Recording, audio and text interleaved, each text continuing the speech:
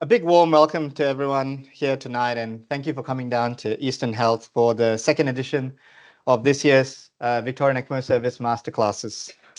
For those of you that I haven't had the chance to meet yet, my name is Arun. I'm the ECMO medical lead here for Eastern Health and will be the host for the rest of the program tonight. It's lovely to see so many people here in person, and I hope that all of us will have a really educational evening tonight. We have a distinguished lineup of speakers, and we hope for some robust debate when we need to. Even though this is the Victorian ECMO Service Masterclass, we have speakers from all around Australia that will be joining us, and I think that's a testament to how much the service has grown and the interest that people have in these sessions. The program tonight will focus on ECMO-CPR. And it's a branch of ECMO that lies quite close to the heart of many here at Eastern Health. Our ECMO program started in late September 2019, and being a non-cardiac center meant that many of our ECMO activations were in the most emergent of settings. If you can reflect on your own center's sort of origin story and how an ECPR program is initiated from a systems perspective, I'm sure many of you will agree that ECPR is the hardest aspect of any ECMO program. Here at Eastern Health, we managed to bootstrap our ECMO program with collaboration with our cardiology and ED colleagues, and we had a real desire to provide the best care we could to the community around us. I will pause here because I'll go back to acknowledgement of country to start with. The Victorian ECMO Service respectfully acknowledges the traditional custodians of this land, the people of the Kulin Nation, and we pay our respect to our elders past, present, and future. We acknowledge and uphold the continuing connection to the land and the waterways, and we invite all Aboriginal people online as well to this acknowledgement of country. I was going to say, as part of our ECMO program, ECPR is a large component of what we do. And in the last 12 months, we've managed to initiate 8 patients onto ECMO via ECPR with 5 survivors. At a 62% survival rate, we think it's well above the global average, and it's definitely worth reflecting on as a service for us. I want to say a huge thank you to all our staff and all of you who provide the service across your hospitals and across the state, who work tirelessly every single day across the health service spectrum, from EDs to radiologies to ARV and the tertiary hospitals who take the patients that many of us initiate. I stand here today on the shoulders of those that built this program over the last 6 years. And I want to have some special mentions go out to John Dyatt, to Owen Rudenberg, and Chi Lim for their immense dedication and support to the program in its founding years. The first talk today, therefore, it will be on systems and human factors. We travel from there contemplating equity of access. We will hear more about the Eastern Health origin story, as well as be joined by our colleagues from Darwin on the inception of their ECMO program. Next, we will have some audience participation on Who Dares Wins. And lastly, we'll have some of our esteemed colleagues who also work in the pre-hospital space to update us on the evidence around pre-hospital ECPR. All in all, we hope that we can look at how we do ECPR, should and could we do ECPR, and what is the future of ECPR. It now gives me great pleasure to introduce Dr. Julia Kuhl and James Bridget for the first presentation of the day on ECPR. ECPR, is the system or the enemy? Is the system the enemy? Thank you. Apologies, let me sort out the mic. Hello, everyone. I'm Julia. I'm one of the intensivists over at the Alfred. I'm going to talk to you today about human factors.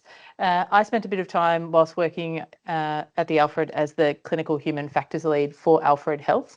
It's a real pet passion of mine, and I think ECPR is a really great way to highlight all of the things that you can incorporate human factors into. I'm going to go by a show of hands. Who could confidently give me a definition for what human factors and ergonomics is?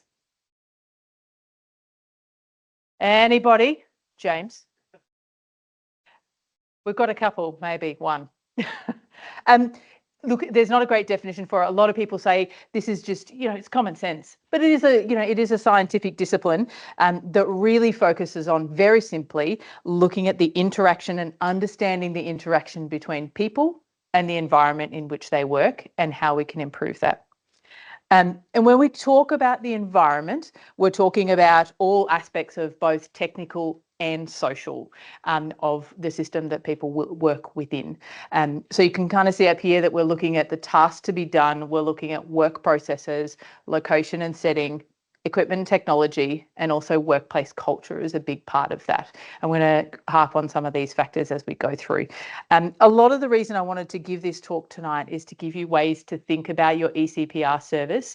A lot of the things I'm going to talk about are improvements and things that we've done within Alfred Health. In no way, shape or form are these the perfect and the best way to do it. This is just to give you ideas, to give you processes that you can have a look at. And I think it works for so many of the systems within our hospital. So human factors draws from lots of different specialties. So it draws from both physiology, psychology, engineering, and one of its main principles is to focus on optimizing human performance, productivity, and satisfaction with an ultimate goal of protecting workers and protecting clients and improving their safety. When you're looking at human factors, you really want to focus on good work design. And I'm going to show you some examples of what good work design is, because it's a concept. And you're looking at trying to enhance the fit between the worker and their environment. So human factors is pretty simple. Just make sure that people are working within their environment and their working environment is working for them. So good work design, you start by looking at people when you're looking at good work design. So if you were going to go ahead and evaluate your service in some way or a procedure that you do, you might start by looking at the people. And within that, you look at you're going to look at both the physical, the mental capabilities of the patients, of the staff that you're working with, and also their emotional capabilities to be able to deal with the work that you're giving them, the task that you're giving them. The next is organisation, and this isn't sort of, when we talk about organisations, we're not talking about, Eastern Health, Alfred Health as an organisation. We're actually talking about the organisation of the work and the tasks that need to be done. So a little bit separate from how we might think of organisation, but you're looking back at that task complexity. You're looking at how long a task takes, how often a person needs to do a task, what training they need to do that task, and then what supervision they might need to do that task. There's a lot of nice things that you can work through in a systematic way to try and improve. The next is the environment. Environmental factors are very crucial, and this looks at both, the buildings in which people work, the structures in which they work, and the fittings that are within that. So you can break it down really easily if you're evaluating the places that you do ECPR, for instance. Next is your equipment, and this also includes tools, material, but substances is an important one that often within, as clinicians, we sometimes forget that we work with a lot of, reasonably dangerous substances at times. And so we need to think about substances, one I always forget. And the last is sort of the big system picture. We look at the intercepts between the multiple systems that we work within a hospital and how those workers interact. Make sense? Great. Now you can go and explain human factors to somebody else, hopefully. So what I thought I'll do is run through ECPR, why it makes it such a gold procedure for putting human factors towards, and how we can think of some ways to improve it. So if we look at the list that I gave you of the environmental factors, we had tasks to be done, work processes, location and setting, equipment and technology, and workplace culture. When you think about ECPR, there are things that are crucial to ECPR in each of those. So tasks are hard and time critical. The work processes are often quite complex and unfamiliar for lots of people. The locations in which we do it are variable and often cramped. The equipment that we need is very specialised equipment that few people can use, and it's bulky. And the work is often really stressful and sometimes chaotic as you have ad hoc teams. So a lot of things start running through your mind. So if we look at the process itself, the tasks are hard and time critical. ECMO cannulation, if you sit down and you plot it out, just the simple process of cannulation, so this isn't everything else that happens, it's just the steps of cannulation. There are more than 100 basic steps you need to do. So that's not like the tiny complexities within each step, that's basic steps you need to do in 10 to 15 minutes. It's a huge number of steps for somebody to try and remember how to do. And that doesn't take into the fact that you then need to coordinate cannulation with a CPR team, a defib that can, have lots of safety issues, the patient getting intubated, other procedures getting done, and also a whole team trying to focus on the diagnostics and why the patient has come. So hugely task-focused things that can happen. The next is the work processes are often complex. You're mixing ad hoc teams. So here at Eastern Health, you guys will mix your ICU team with your cath lab team. Smaller teams often know each other, but there's lots of other people coming in. For instance, at Alfred Health, we mix the ICU team with ED for a lot of our cannulations. A lot of us know each other, but probably from a consultant level, but at a registrar and a nursing level, there is a huge number of staff there. So it is always going to be an ad hoc team that you're trying to create. And the sheer number is often a factor. So we have about 25 cases, ECPR cases a year. Some of those are pre-hospital, but we have a large number of consultants. So on general, our ICU consultants may see 1 to 2 of those a year. Our ECMO consultants will see more. Our ICU nursing, if you took all of our ICU nursing that we have, they may see less than one ECPR a year. So that's not our ECMO nursing staff, but all of our ICU nursing staff. The ED medical might see 1 ECPR every 2 years, maybe. That's the consultant level. And I would say most of the ED nursing staff, they may never see one with how many we do and how many there are.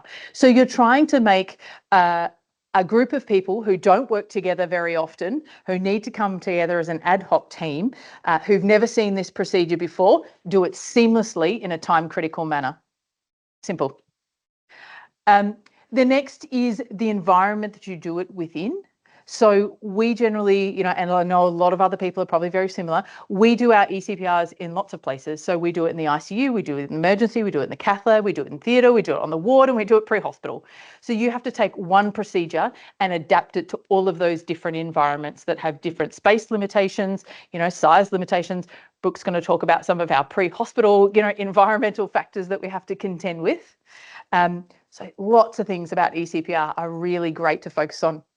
Specialised bulky equipment. We come along with our ECPR trolley, our ECPR console. We have a massive big other trolley that we come in and try and bring into a space that you can't fit into a ward space. And there are a few people who can use a console in a hospital, depending on where you work. So even the equipment that we bring for an ECPR is specialised. And lastly, the workplace culture of this is really important. This is a high stress, chaotic. If you have never seen this before, you can become overwhelmed really quickly, and caring for our staff is vitally important. So we need to think of ways that we can protect our staff from these procedures as well. So if we take it back to looking at those 5 things that we talk about, which is the people, the organisation, the environment, the equipment, and then the systems, these are some of the things that we've done to start to tackle each of those components, break it down and try and make each of those things simpler for people. So within the people, we do things like use part task trainers, such as the mannequin above, which I know a lot of you have, but it's the simple process of going through the steps of the procedure. So trying to nail those 100 steps down, do them in a low stress environment before you go to a high stress environment. Doing multidisciplinary simulations, so we try and do those with the different disciplines that we do ECPR with, so some with ED, some with cath lab, etc., some in theatre. We also have cognitive aids on the screen here, which I know a lot of you have potentially seen on the ECMO.ICU website, but we have roll cards, which I'll talk about in a minute, but this is a specific cognitive aid to help you for the inclusion criteria. But the other thing, the bit of it that I find most helpful is this next section that helps you with your decision making, and really those really difficult decisions where you have a lot of, moral distress going on with the decisions that you're making. There's, it's high stakes. You're making a decision whether or whether not to put someone on ECPR when they're in cardiac arrest. If you choose not to, often that means that patient is going to die. And those decisions are really important, and they often, leave a high burden. So little things like this, which help you to say, hey, if they've got less than 3 criteria, actually our survival has been 0. We've had no survivors within that. And it just helps take some of that moral burden away from you and the decisions that you're making, and helps protect your workers as they go forward. So the organisational things that we've done, roll cards, which were done a long time ago, but they fit beautifully into the human factors sort of world of this, giving people cognitive, steps. What are the cannulation phases? What things can you not do? During ECPR, what things need to change, that you do no more defib. When do I do no more defib? How long can someone stop CPR for while they're cannulating? I can't remember in the heat of the moment. Those little things are on a card for you to remember. So it takes away some of that cognitive burden and cognitive load of the stressful time. The next is the environment, and probably as I've already alluded to, we do simulations in multiple places and we do them in different ways. So this is one of the simulations that we did in our cath lab, and we do this. We did some of these more as what's called a translational simulation. So not only for the multidisciplinary team to work together and do a simulation, but purposely to work out better how we can work within that space. So a lot of this simulation was to work out, where does the ECMO console go? So we got a new cath lab that came online. So where should we put the ECMO console in this cath lab? Where's the best place to put our trolley? Do they already have a trolley and we don't have to bring another sort of big trolley? So a lot of actually more things about the space rather than the people, which helps to limit people's stress at the time of doing the real thing. Equipment, so thinking about the small things about your equipment. So when you do an ECPR, there are, I think I calculated this up, that there are probably 30 to 32 pieces of sterile equipment that you need to open, that somebody needs to open. We created this defreeze pack that some of you have probably seen, which contains 20 of those items. So instead of opening 20 things, you open one sterile defreeze pack. And that's customized to the things that we need and only the things that we need. So you're not having, an adapted, surgical pack of some kind that's got 16 pieces of equipment you don't need and 5 that you do. And those 16 pieces are cluttering up your trolley so you can't see the things that you do need. So a pack like this really, really cuts down the amount of time that it takes you to open the sterile equipment. The other thing is the flow of the trolleys, and James is going to talk a bit more about your system here. For those who haven't seen it, this is what our ECPR trolley looks like, and it takes a stepwise process. So if you haven't done this procedure in 6-12 months, you start here where the 1 is, and then you move to the 2 and the 3 and the 4 and the 5 and the 6, and then you get scrubbed.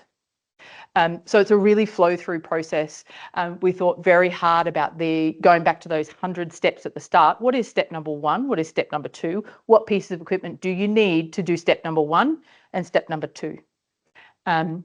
So that has really helped. And there's a lot of feedback from, certainly our staff at 2 a.m. in the morning saying, I hadn't done an ECPR for 12 months, but when I opened the trolley, it all came back and I remembered and I just opened it in order and everything got opened and we didn't miss anything. So one of the other crucial things about our trolley, which is probably to the everyone's delight, the old system we had almost took an hour to restock. This takes 10 seconds, 30 seconds maybe, Jay.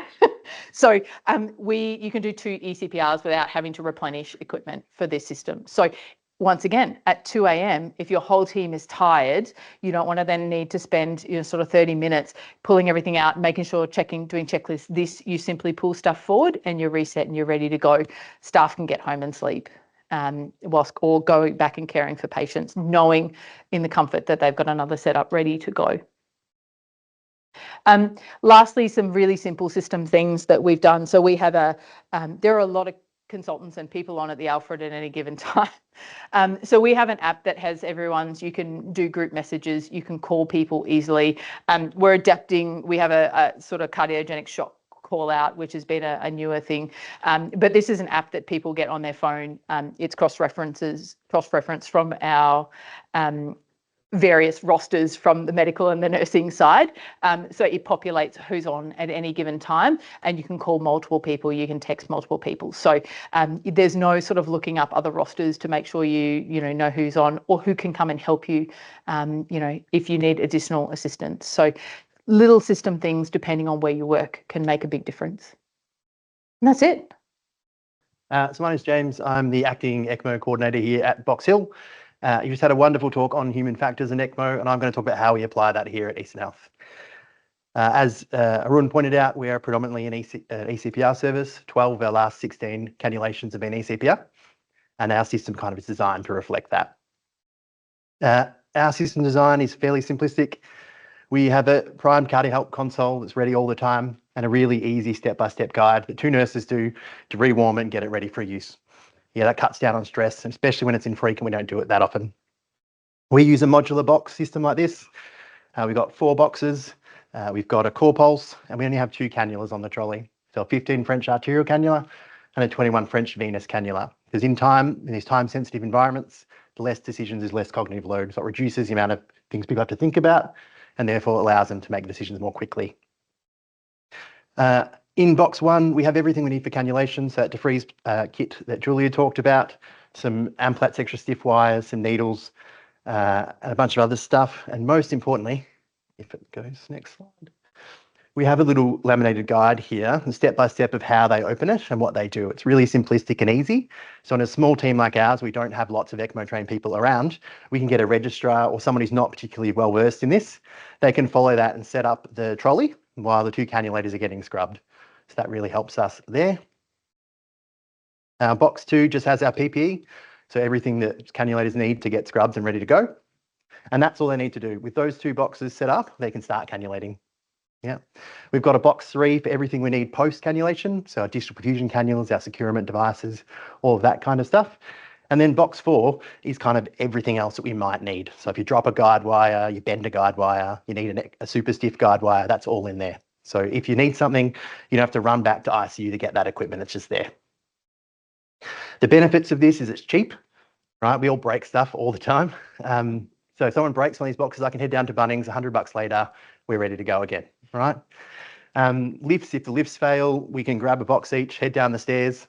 Good luck doing that with your fancy trolley. I'm only joking, I'm very jealous. I've tried to get the trolley. No one will buy it. Yeah, I get it. Just joking. What doesn't work, Julie's already alluded to this. We've had a couple of times we put someone on and there's been another call out for a cardiac arrest. It often takes us 4 to 5 hours to get that box redone. We might have 2 ECMO nurses on. So if I'm required because of a massive transfusion or a CT scan or something else to help out, sometimes it's by the end of the day by the time I'm restocking. And because we're so reliant on the box method, it's how we simulate, it's how we train. And our equipment is not in one location, it's in about 4 different stock rooms. That's our biggest problem at the moment. So we are doing some work in that area. We're trying to create a stock area where it's easy to restock the boxes to try and make it quicker. We're not there yet. And I guess that's what human factors kind of is, right? That it's an ongoing process of improvement that we'll keep making better each time. Also, as Julia said, obviously human factors is not just equipment and design, it's also the people. So how do we do it at a really small centre like ours? We have an ECMO consultant on call 24 hours a day. Yeah, we have a system with a number that goes through to whoever's on call. That works really well. And those little posters are strewn everywhere that patients tend to arrest. So the ED, the cath lab, theatre, ICU, etc. We also have a WhatsApp group that works really well for us. That has a lot of engagement. So when there's a referral come in, the consultant or the nurse who's at the bedside will put in that information in there, and then whoever's around will come in and help. And we have a really great team of people that come in. They're not on, but they'll just come in if they're around. So we sometimes get 4 or 5 people coming into a cardiac arrest, which is awesome. And even if they can't come in, it is good sometimes to be able to conference for these difficult decisions and be able to get some expert advice to make that decision. It's really helpful. Rostering wise, we try to roster a nurse that's ECMO qualified on every shift. Most of our ANUMs are also ECMO qualified as a bit of a backup. You've got myself, the ECMO coordinator, on Monday to Friday, and we have this sort of on-call app system for our nurses. So we've got a nurse on call every night and both shifts on the weekend. So therefore, whether it's 2 a.m. or a public holiday or just a really shitty day, and we've got 12 patients in the unit, for us we're a 10-bed unit, so we'll always have the staff to be able to respond to these patients, so we don't have to refuse anyone, which is really good. So in summary, what we've learned is we don't necessarily need a huge team or really fancy equipment. You need clear roles, clever design, and committed people. That's human factors, and that's how we do ECPR. Thank you. Megan, I was just going to quickly introduce you to the rest of the group, and they can see you on screen as well. We've got Megan Stewart here from the Royal Darwin Hospital. the ECMO nursing lead up there, and they've just recently started up their service. I will not take any of the thunder away. I'll get Megan to tell us all about it. Go for it, Megan. Thank you. Thanks, Arun. So yeah, as Arun said, I'm the ECMO clinical coordinator up here in Darwin. Most people know me as Meg. My face has popped up a few times over the last year down in Melbourne, so I might be familiar to a few people, but not to everyone. I'm more talking about improving equity with ECMO services. We have a bit of a, well, not unique, but a different situation up here in Darwin that we face on a daily challenge to provide healthcare. So as you can see in the photo, here's our lovely brutalist style building with its snow shelter over the windows and the most spectacular mural that you'll get on the side of a hospital. But yeah, that's Royal Darwin Hospital for anyone that doesn't know it. As I said, we are more covering the equity through ECMO for us at Royal Darwin Hospital. We aren't quite at the point of having an ECPR service, and we are still a very new program. So it's more about opening up opportunities for us, for Territorians, to get this level of critical care up here locally. Lovely photo for you from Chabaroo, I believe that one was taken. So in this session, I'll be covering what it's like to deliver healthcare in the top end, why we actually need an ECMO service up here, how our partnership with the Alfred actually came about, what the program is currently, and then where we're looking at heading with ECPR in the future. When we talk about healthcare in the top end, we do need to look at some statistics. I'll try and just breeze over this a little bit quickly for people so it doesn't bore you too much. But basically, the NT is a really big, massive land with very little people in it. We don't actually have any regions that are classed as metropolitan. We start at regional and we have a significant number of remote and very remote compared to the rest of the country. Our First Nations population statistically is significantly higher than the rest of the country. They sit around 30% of our population total. However, from a hospital admission rate, they make up over 60% for us here. And unfortunately, the NT is behind the rest of the country when it comes to life expectancy in non-Indigenous and Indigenous. The Indigenous significantly worse. We are also behind the rest of the country when it comes to the average age. So we only sit at 33 years of age. Our health service, which is the top end health service, makes up part of the whole of NT Health. The territory is split into two health services, top end and central. We are heavily reliant on remote clinics. They're sort of signified loosely by the red triangles on that map. And we only have 6 public hospitals spread across the entire state, 4 of which sit in our health service up in the top end, 2 here in Darwin, being Royal Darwin Hospital and Palmerston. We actually only have 1 private hospital, and fortunately for us here in Darwin, it's on the same health campus as Royal Darwin Hospital, and it is the home of the only cath lab in our state. Something to consider when we talk about setting up ECPR programs and where we will be going with our service in the future. So a little bit more about the top end health service. We look after the lion's share of the population here in the Northern Territory. Our area that we cover, including the Kimberley region, the northern part of the Kimberley region, I should say, it equates to be about the same size of Spain and all of its territories, with a lot less people in it. We do also go across the Queensland border if it's required because of cyclones or any weather events that may stop anyone getting across to the east coast. So we cover a massive area and our people are very spread out in amongst that. Just a fun pub trivia fact, our closest capital city, next one to us, is actually Dili in East Timor. And Port Moresby is actually closer than any other Australian capital city to us. That's how far north we are. When we talk about health, we do need to consider the health burden in which we face in the Northern Territory. Unfortunately, it is something that is extremely challenging. We have a younger population with high rates of chronic diseases, and unfortunately that does drive a significant workload for us within our health service, and especially within critical care settings. These statistics that are on the screen about cardiovascular disease, diabetes, chronic kidney disease, this is barely scratching the surface, but it paints a picture of what we face every day. And one that really hits home, and one that has always stuck with me in my career. I've always worked in the north of Australia, whether it be on the East Coast or here in the Territory, is the rheumatic heart disease that we see. It's not uncommon to see someone before the age of 20 going for their first valve replacements. It's really quite heartbreaking to see that it's still, in this day and age, such a significant problem. The other factors that we have to take in is that we have a level of complexity that others don't normally have to think about. When you talk about long distances, when you talk about retrievals, our shortest retrieval time for a patient to get to a service like cardiothoracics, well, that's Adelaide for us.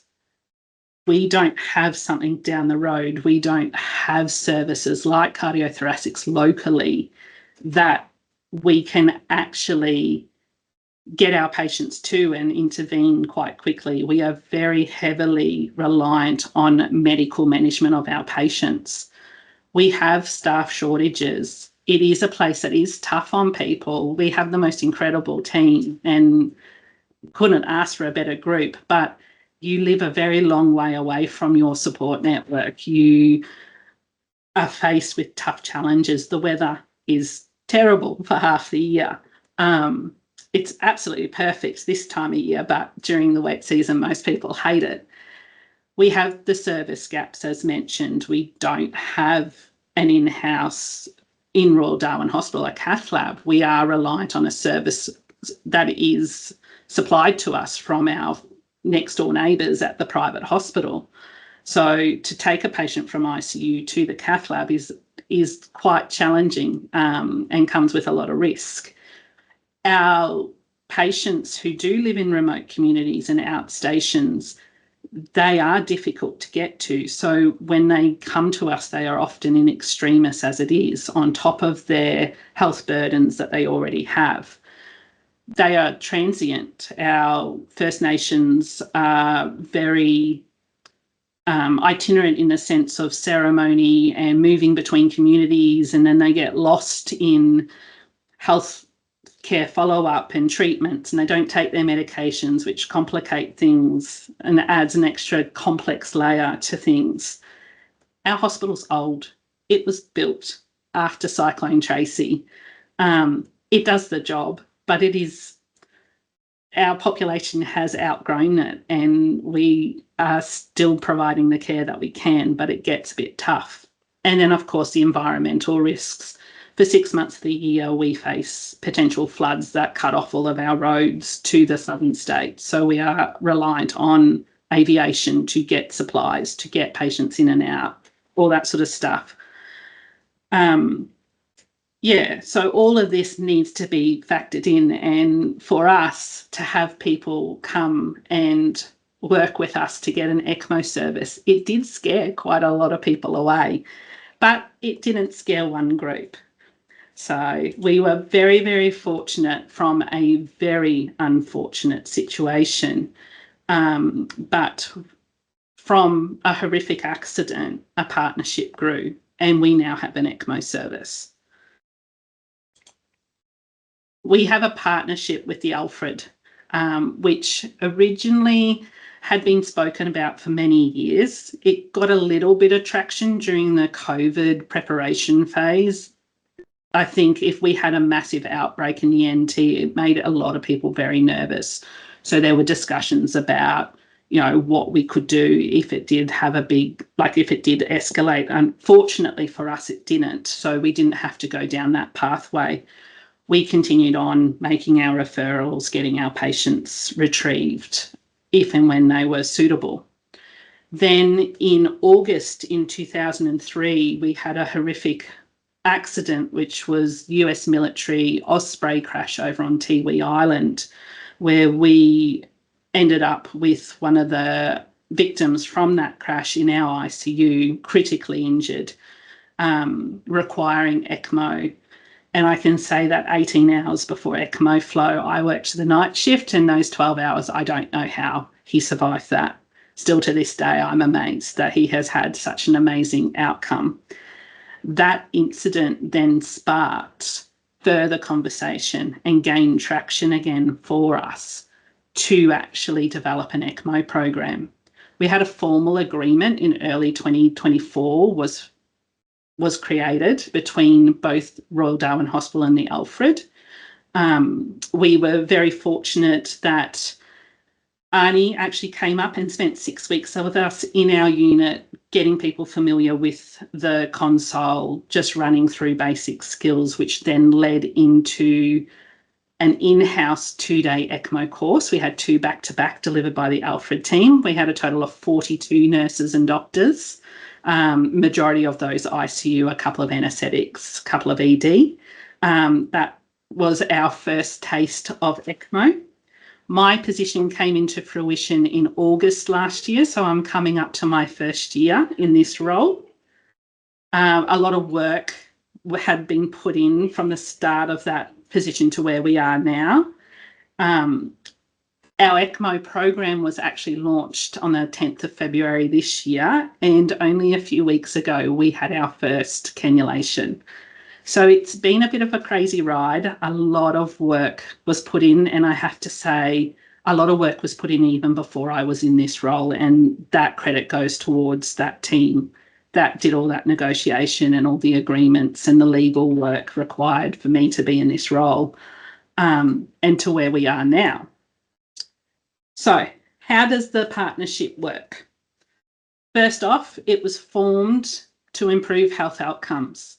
Previously, if we made a referral and a patient was accepted that required ECMO, it could be anywhere from 8 to 24 hours before ECMO flow was established. Often, that was too long for a lot of our patients, and they just didn't make it. The whole goal of this program was to improve that time, reduce it down. To do this, we had to form a formal memorandum of understanding between Alfred Health and Royal Darwin Hospital, just to make sure that we're on the same program, that we have the same goals, basically. And currently, we now have a program that we can initiate ECMO and we can manage our patients up to 48 hours before they require retrieval. This offers so much more opportunity for survival for those that just wouldn't survive previously. The collaboration is a combination of all sorts of things. We collaborate with our resources and equipment. So we have 2 loan units, ECMO consoles on sprinter carts, the full setup that we loan from the Alfred. We exchange them over for maintenance and all that sort of stuff. So it's a bit of a logistical challenge, but it's always good. I like those sorts of things.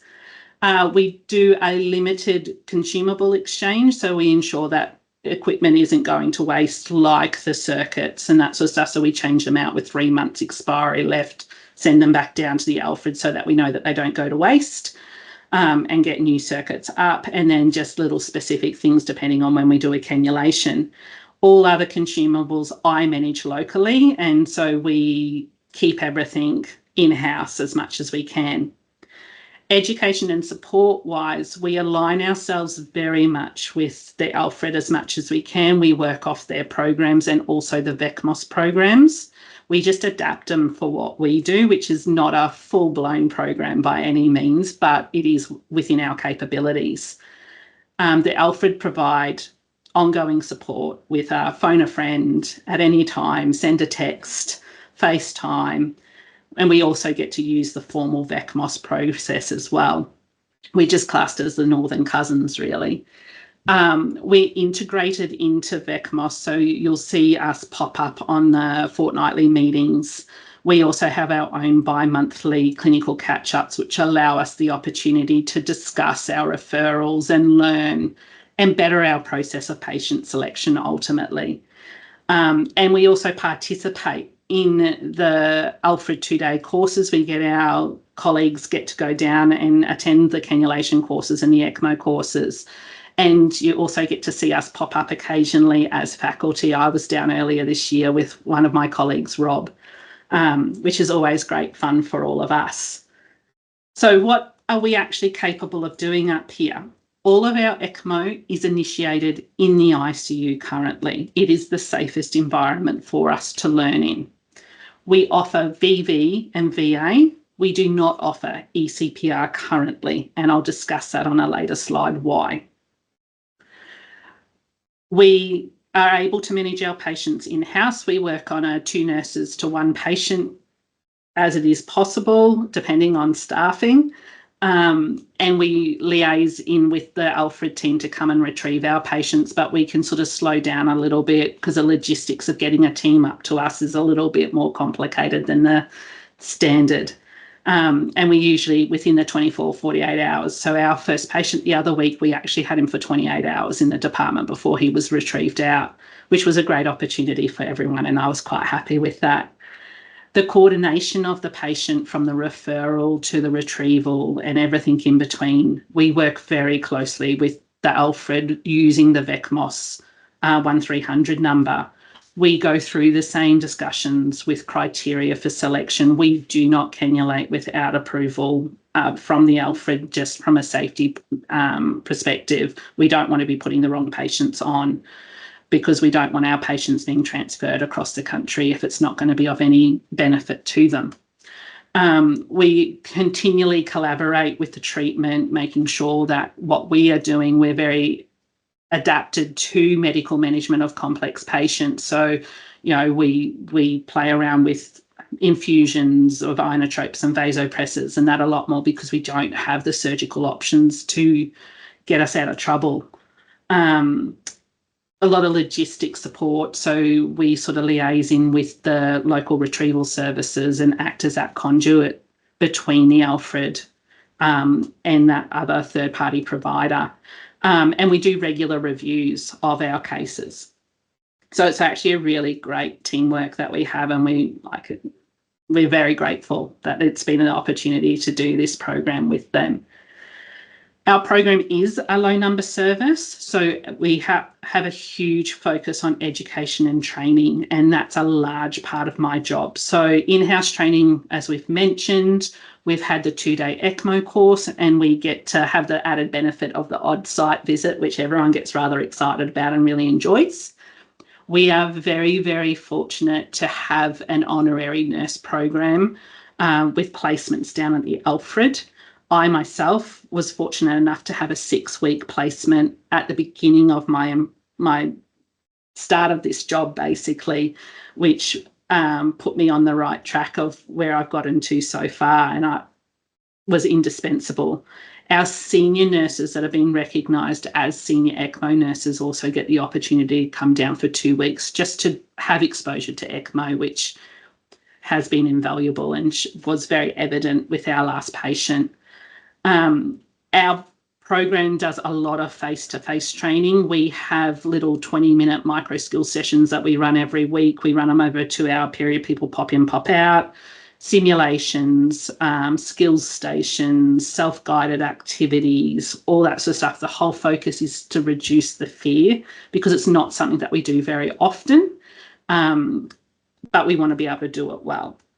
Our online theory is still in development. It's coming towards the end of the writing phase. We've only got a little bit left to go. It is in line with the VECMOS education objectives. I was fortunate enough to go to a meeting while I was down there and have a bit of an insight of what the standard needs to be.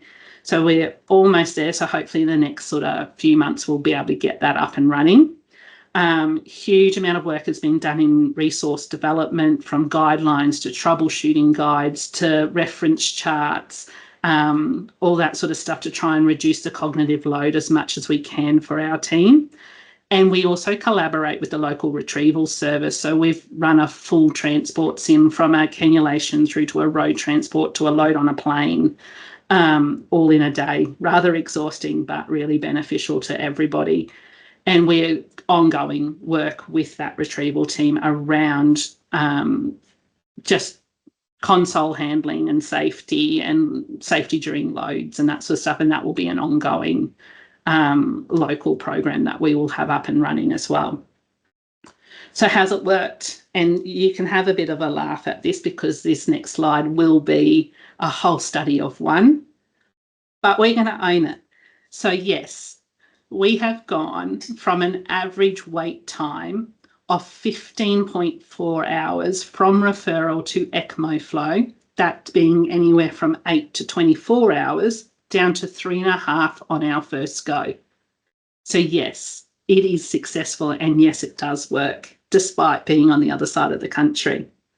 And that was the whole point of this program and this collaboration that we do have. You can't make us unhappy about that at all. I thought that we'd do it within the first 4 hours, but to do it in under that, it was absolutely brilliant to be part of. So that brings us to ECPR. Why don't we have it yet? Well, we've got a lot of things working against us. Our patients, well, majority of them have comorbidities. That would count them out for one of the points. Geographic isolation. Unless you are literally 5 minutes down the road and it's a Monday to Friday, your chances of meeting the 100 minutes is quite small. We have limited 24-hour coverage for ECMO. I'm usually on call, so is one of my other senior nurses. We sort of cover, but we have to come in if we are on call, and we don't have a huge amount of doctors always present. Our first cannulation, myself and one other doctor got called in from home, and we had someone come up from ED who's been trained, and one of our anaesthetists come in as well. So that's not bad still to get ECMO flow within 3 hours with people coming in from home. If it was in the middle of the night, it'd be a lot more people. We have variable pre-hospital response times. So just to give you an idea, the Darwin region is quite large, like to the furthest reaches of the Darwin region, you're looking at about an 1.5 hour drive. At night time from midnight, we have 5 to 6 ambulances covering that entire region. The next ambulance station from their furthest reach is in Katherine, which is a 4-hour drive away. So getting someone in within that time frame is really tight. And then it comes to our hospital doesn't own a Lucas. The only Lucas owned in Darwin region is by St John's Ambulance. And we might not have that privilege of having that resource available to us for an ECPR all the time. Our cath lab isn't a 24-hour cath lab. They also need to be called in if there is a patient that requires an intervention in that unit. The emergency resource constraints, we have an ED that is overflowing at all the time. So it is a small, cramped resus room. Is it impossible? No, it's not impossible, but it's going to need a lot of work and planning put in place. Our patients on the ward that we respond to aren't always, well, probably more likely than not a shockable rhythm when we first get to them. I can say the ones that I've responded, a lot of them are PEA, and they don't know how long the downtimes are all the time in the middle of the night. So a lot of them are counted out to that 3 out of 5 straight away, which makes it hard. So our pool of people that we could have a successful ECPR on is very, very small. Our current focus is very much about providing safe ECMO care and cannulation within our ICU. giving our patients the best opportunity for survival. However, ECPR will be on our radar. It's just not a right now scenario for us. On that note, that comes to the end of my talk, but I just wanted to share with you another little tie that we have with our team down in Victoria. This is a photo from the Tiwi Islands AFL final, a very important event that happens, and ultimately leave you with this thought. ECMO's not just about machines and medicine for us in the Northern Territory. It is very much about hope. It's about saying to every Territorian, no matter where you live, you matter. You matter to us. Your health matters to us, and we will go the distance for you. Thanks very much for letting me gibber on. Does anyone have any questions?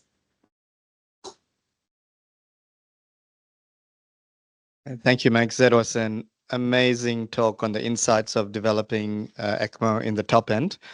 I might keep you on the line while we get our next speaker ready, just so that we can have any questions. Hi, Meg. I'm Sally. I'm a nurse from Royal Melbourne. It's a really interesting service and collaboration with the Alfred, but this is in no way disrespect to my Alfred people in the room or anywhere else. But would you think about retrieving to WA to Perth? Was that ever part of purely due to proximity? So why we always retrieve our patients to the Alfred is that we actually use their equipment and it's their consoles. So if we were to move a patient anywhere else, it sort of might play up with a lot of those sort of things. We might not have the same setup. The other reason why we had this agreement come up with the Alfred was that they were the ones that actually gave us a chance. I dare say in the early days, we would have talked to anybody, but we often get put into the too hard basket. We have challenges that a lot of people are like, oh, I don't know if I want to go there. So we jump at the chance of who would give us a shot. And lucky old Alfred now have a bunch of northern cousins that claim them as family. So that's sort of where we've gone to. We've never actually retrieved an adult ECMO patient to anywhere other than Melbourne, in my knowledge. For paediatrics and neonates, they do go to other states. So they will go to Royal Melbourne or they'll go to Queensland. Generally not so much to the West Coast. They don't sort of have as much of a, how do I say this without being rude? We don't want to rob their services because they have limited access as well, whereas we are better off, and with our funding, we tend to go to the East Coast more than the West. Hopefully that answers your question. That was a very diplomatic answer. Yeah, thank you. So next up, I have Dr. Philip Lefebvre. He's going to talk to us about how ECMO started at Eastern Health. Meg. I'm going to have to stop thinking about Ferntree Gully as a remote centre. What is the ideal degree of equity to aim for in a health service? Well, it's not 100%. There needs to be some tolerance for inequity to allow for innovation. Equity of access is enshrined in the NHS and its foundation. And that has sometimes actually stifled pioneering services over there. And I'm glad to say that here in Victoria, we supported the Alfred pioneering our ECMO service in this state. But once the efficacy of a new treatment has been demonstrated, it becomes our responsibility to distribute it fairly. In September of 2018, a 54-year-old man was watching his son play soccer at a school match in Blackburn. He collapsed, unresponsive. CPR was commenced immediately by an off-duty doctor. Paramedics arrived within 7 minutes and found him to be in VF. He was intubated. He was shocked multiple times over the following 30 minutes. As was policy, there was no attempt made to move into a hospital. There was no point. Box Hill Hospital here didn't have anything to offer him that he wasn't already getting.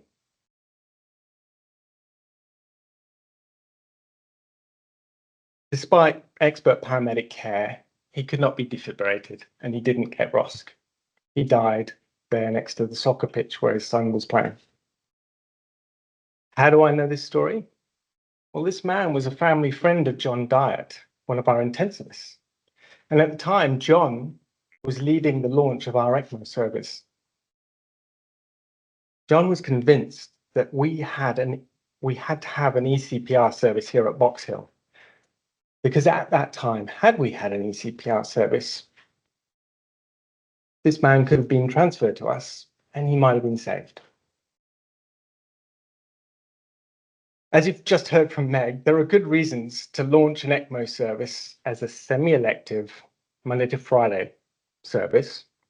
Build your skills and capacity from there, especially when you really are remote. But for us, with our numbers, John was convinced that ECPR should be part of our service from day one.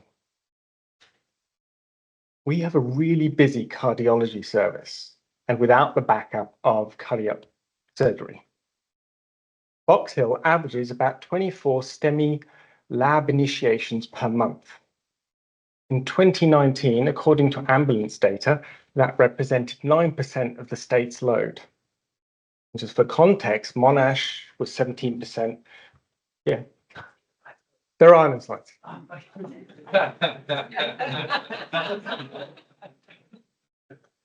Well, there might be one. If you'd like to come up and do Auslan for us, give something for people to look at. So for context, Monash was 17%, Western was 11%, and then it was us. We do 550 PCI cases for acute coronary syndrome per year and refer about 250 patients for cardiac surgery. So we were going to provide a full cardiac service because we thought that was going to be the future of ECMO. But we knew it wasn't just adding a service to what we do in the hospital. It had implications for our paramedics. We effectively proposed to change the way that they were going to work in the community. John did some detailed analysis on ARB's data and showed that there was going to be a significant number of patients who, just like his family friend, could benefit if they'd been transferred in instead of just waiting for a ROSC at the scene. So we chose to start with a 24/7 service because many out-of-hospital cardiac arrests happen outside business hours. And that meant we needed to be ready for emergency cannulation at any time of day. We needed a team of ECMO-trained nurses ready to prime the circuit and look after an ECMO patient across the roster. And we needed a similar subset of intensivists trained to cannulate and then look after ECMO patients. This was a big challenge for day one, but the upsides were clear. We would be quicker to gain skills and maintain them, and more of our patients might benefit. Since we've launched, halfway through 2019, we've had 79 ECMO patients, ECMO initiations, and that's an average of 14 per year. And it's been remarkably stable outside of COVID. Just over half of those were ECPR cases. So as you've already heard, ECPR really is it's like the cornerstone of our service. The remainder being roughly equally split between VA and VV. John was right. So how did we pull this off? Well, our ICU was a major reason for our success. Within the intensive care team, there was a lot of enthusiasm for doing ECMO. John did a great job of convincing us that there was a genuine unmet need in the community. And to some degree, we were striving for fairness. We could see that patients somewhere else were getting a therapy that we believed was good. And we have a high trust team. And this was particularly important because setting up our ECMO service meant splitting our teams, splitting our nurses and doctors into those who are trained and practiced in ECMO and those who aren't. And we made that a success by making it a choice, and because we had that high trust to start with. VECMOS was another major reason for our success. Certainly with the education that we received training up and bootstrapping our own education system, but then in the fortnightly meetings, it's been invaluable for us to kind of get that clinical depth that we just wouldn't receive otherwise. It's also great knowing there's an expert team on the end of the phone to help with individual cases and ready to get in an ambulance to come and help you. Another reason for our success was our collaboration. As you've heard already from Arun with ED and from our anesthetists and our cardiologists. We invited our interventional cardiologists to be credentialed in cannulation with us, and they do indeed help us with some of the cannulations. We found our emergency department staff to be very enthusiastic. These staff members are often looking after resusc situations and finding that at the end of 30 minutes, they're sort of lost and they've gone through the reversible causes and they're out. So to think that the next time they're looking at somebody who really is an eligible candidate who was previously really well, to give them another option, they jumped at it, and we've been really overwhelmed with their enthusiasm for it. Most of our ECPR cases, 70% initiated on arrival to hospital, and early notification from ED has been key. We set up an automated phone line, a single unchanging phone number that rapidly redirects to whoever the ECMO consultant is, according to our live rosters. And it sounds like this. Oh, well, you are connected to the ECMO consultant.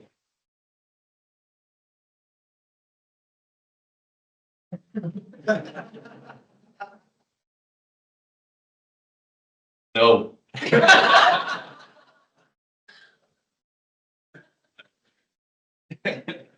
Brilliant, thank you. Yeah. So our ED has been really good at contacting us as soon as they hear about an out-of-hospital cardiac arrest without ROS that might be a good candidate. And in many cases, because of that early call, we've been scrubbed and ready to cannulate in the ED by the time the patient arrives and wheels through the door. Has it been worth it? Well, I would be lying if I told you I never asked myself that question. A run of 3 or 4 ECPR cases which don't have a happy ending take their toll. These patients are a huge burden on the whole team, and they distract us from the rest of the unit.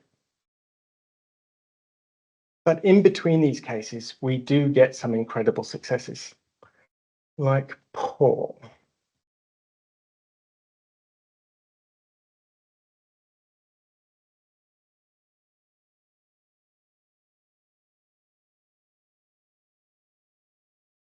There we go.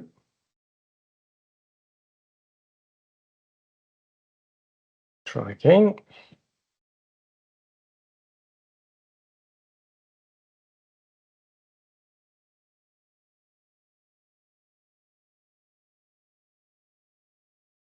Ah, there we go. Sorry, just all that for a photo.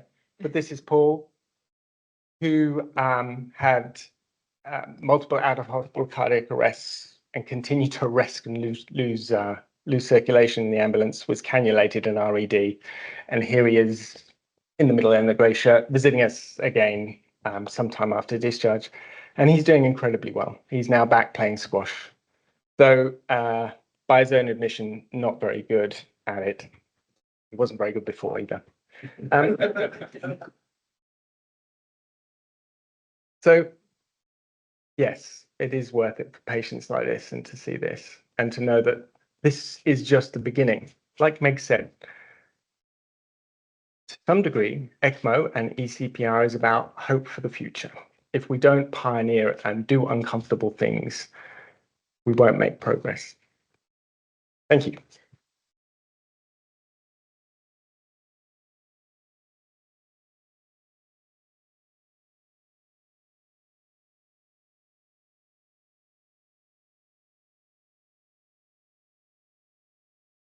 We are running ahead of time, which is fantastic. Yes, you can ask a question. Go for it.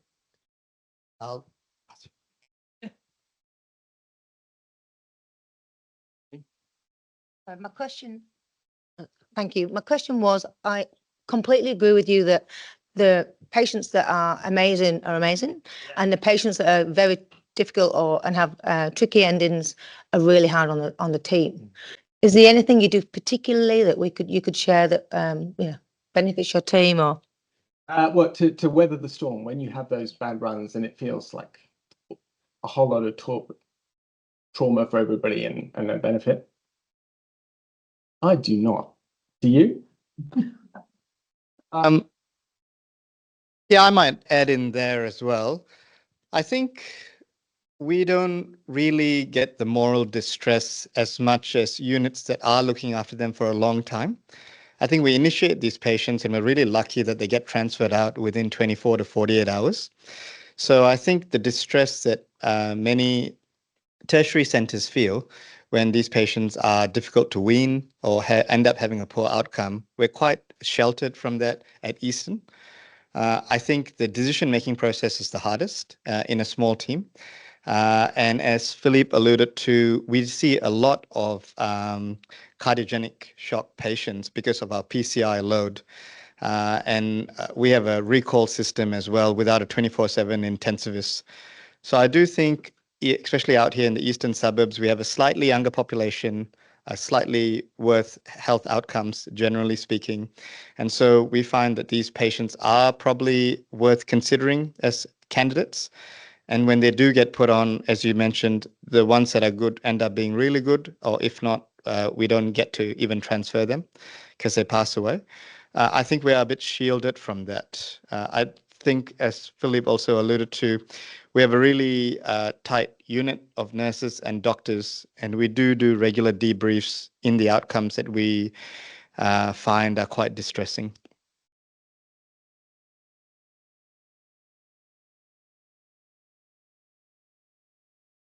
Any other questions?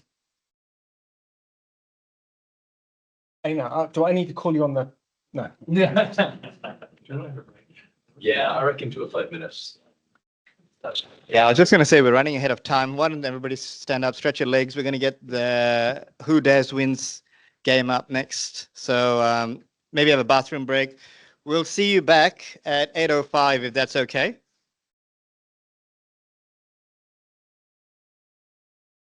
Okay.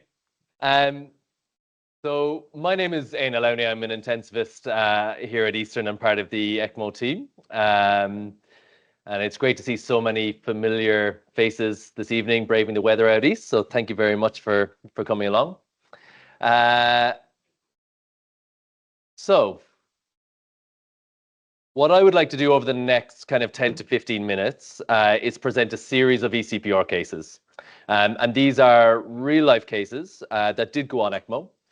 And whether rightly or wrongly, I think that only often becomes evident in retrospect when all the information is available. So I will present to you the information that the ECMO team had at the time. And the question that I put to you is, what would you do with that information? There will be an interactive poll for you to vote. If it, by some grace of God, actually works, it'll be good. Good thing is we all have hands to put up, so that'll be fine. And I invite you to share your thoughts as we go along, and let's hopefully generate some discussion, and I won't keep you long. First of all, though, I think it's worth acknowledging, as you know, a lot of people have alluded to, particularly, you know, Julia with the human factors chat, and Philippe in his last talk there. You know, these decisions occur under immense time pressure, and often with fragmented information. And they, you know, they happen right where kind of pressure, doubt, and consequences collide. And I think understanding this environment is crucial to appreciating why decisions vary, you know, even amongst experienced teams, and why these decisions are so difficult. And, you know, when I think about the name of the talk, who dares wins, you know, kind of implies those who take bold risks are more likely to achieve success. But, you know, I think it's worth considering, what does winning look like for each individual patient? Could this mean no ECMO? And what does it mean to be daring or decisive? You know, could that actually mean exercising restraint? So with that, as I said, these are all cases, and they all did go on, just to kind of skew your, biases. You're on call. You're the ECMO intensivist on. You are at home. It's 5 a.m. There's a 50-year-old on the ward, day 2 in hospital, acute cholecystitis, no other past medical history.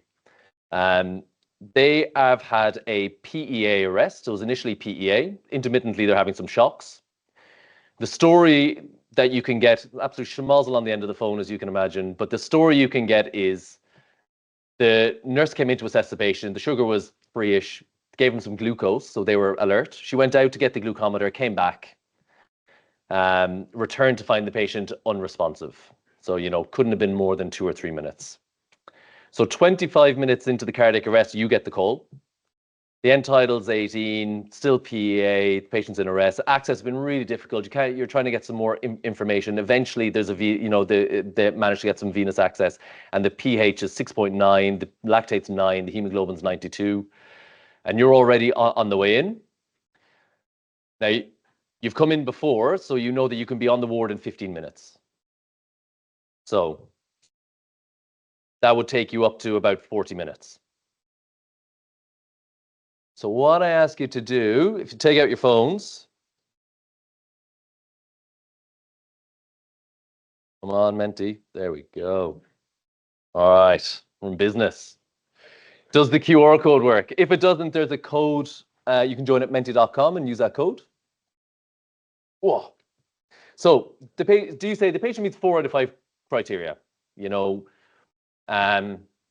Actually, at 40 minutes, that'll be age and time is 90. PA arrest, they're missing a criteria, but technically we're meeting 4 out of 5. Do you say the time frame here is very long, it's biochemically very deranged? I don't think ECMO is going to be a benefit, not for ECPR. Do you say I need more information? Are you a fence sitter? 18% to be rare. Or do you say none of the above? Look at this.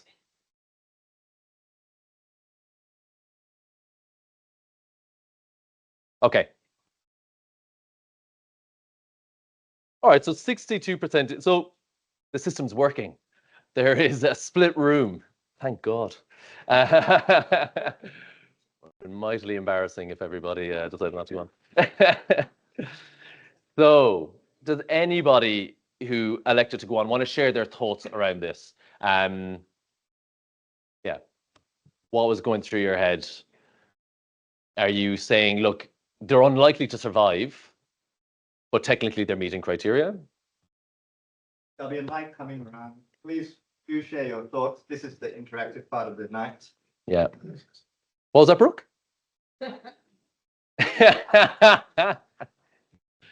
Go on, Paul. Yeah. Yeah. Paul, you're putting your pants on. It's 5 o'clock in the morning. Yeah. You're 40 minutes you're arriving in there. Yeah. Yes. Okay, so I purposely left that out because I think that would shift everything into the 22% into the red. Or ECPR occurs only down in the ICU. So you need to, well, I guess you could say strap on the Lucas, get down to ICU. I'll be there in 15 minutes. Say best case scenario, say you've got a well-oiled machine.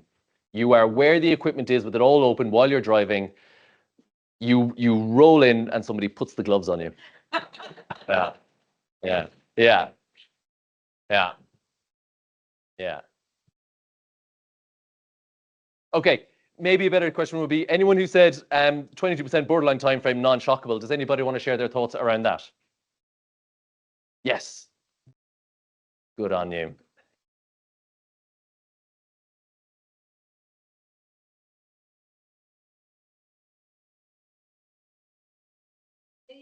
No. Funny you say that. Yeah. Yeah. Yeah.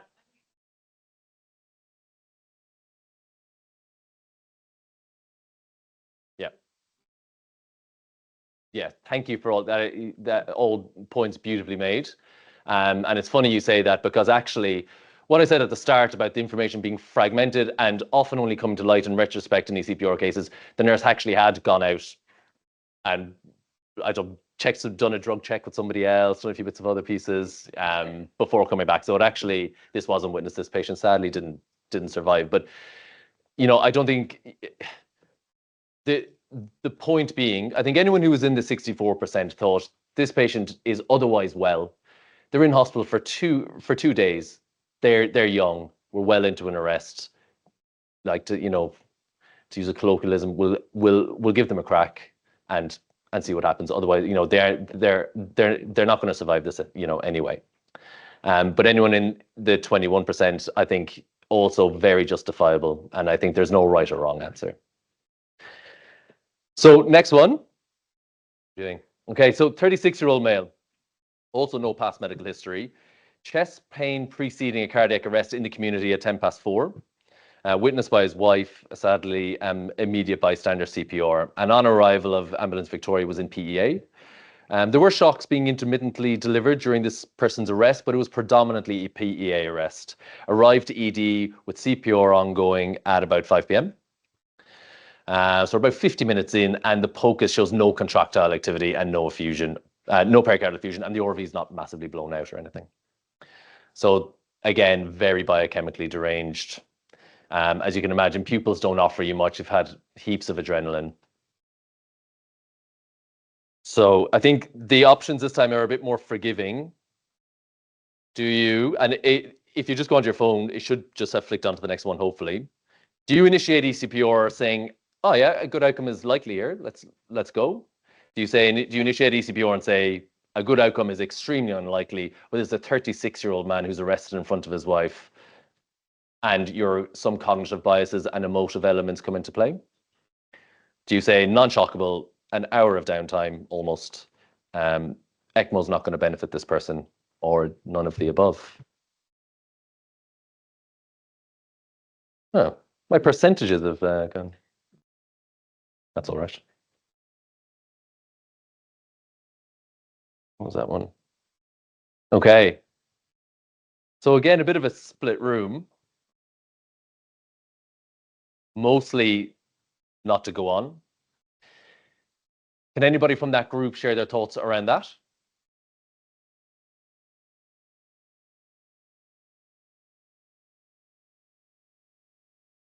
Go on, what was that?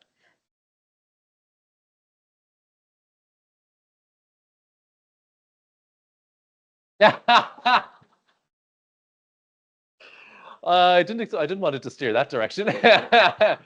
Finger pointing is not what I was after with this segment. But Andy, why did you let them die? Yeah. I'd say that's typical of you, actually. Yeah. Go on.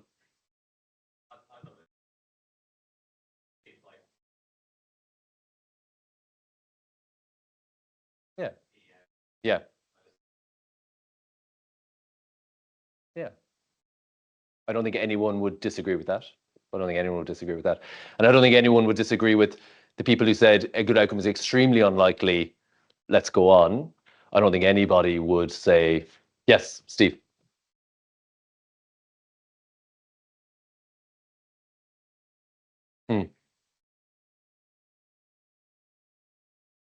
Yes.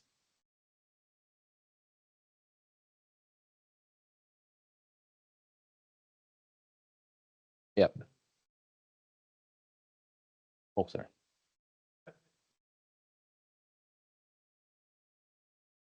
Yes.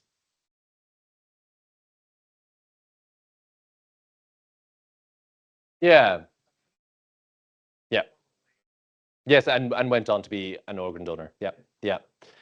And I think that's another point very well made. And I think that's often a silver, can be a silver lining or a comfort to a family at the end of all this.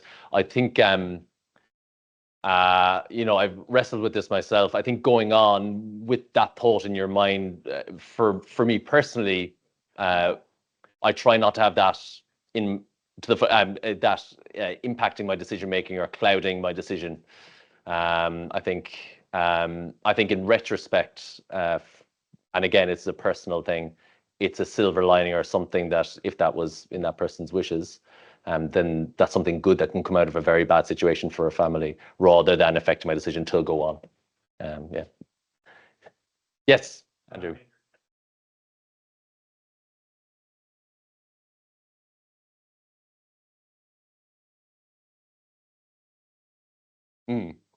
Yeah.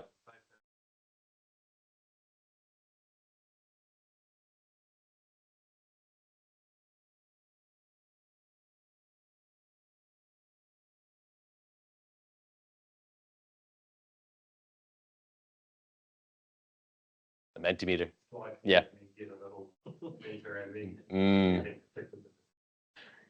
Well, human factors, the criteria, cognitive age, I suppose, acts in that regard. Yes.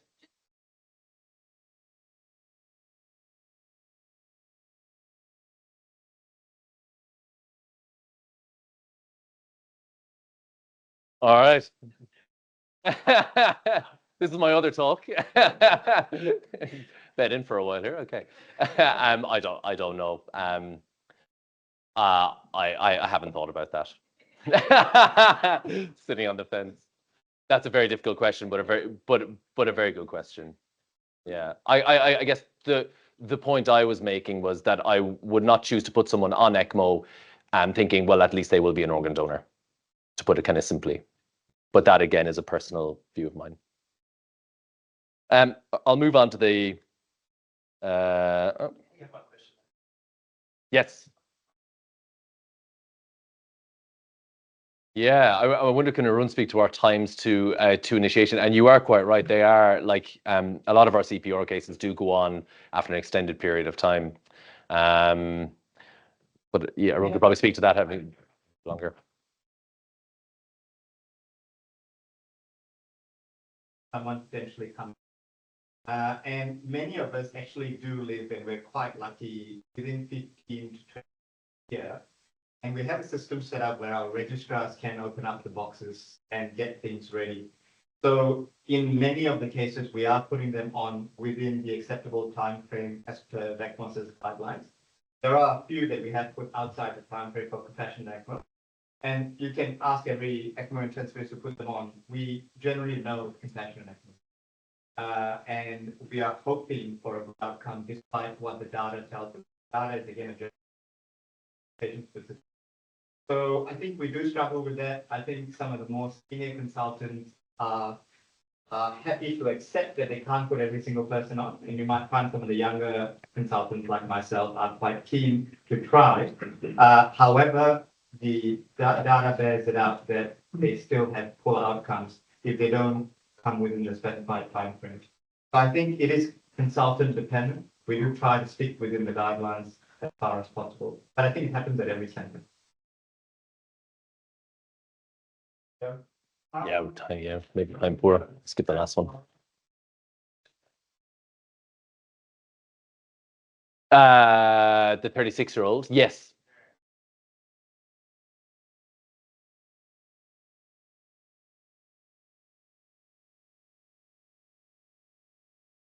Yeah.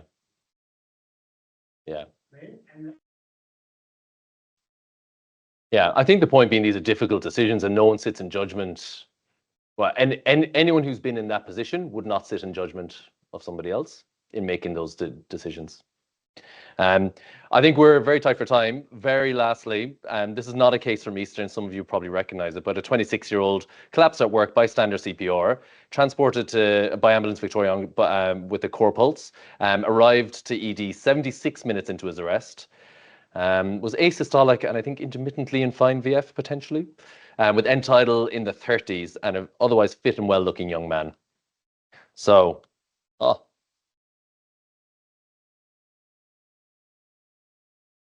VF deteriorated.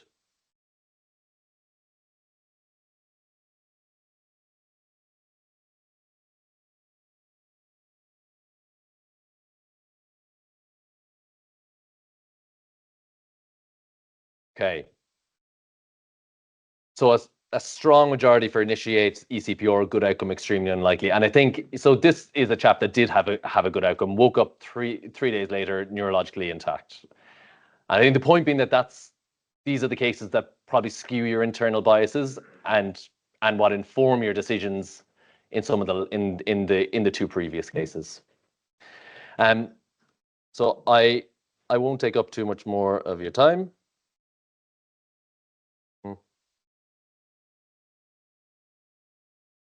There we go.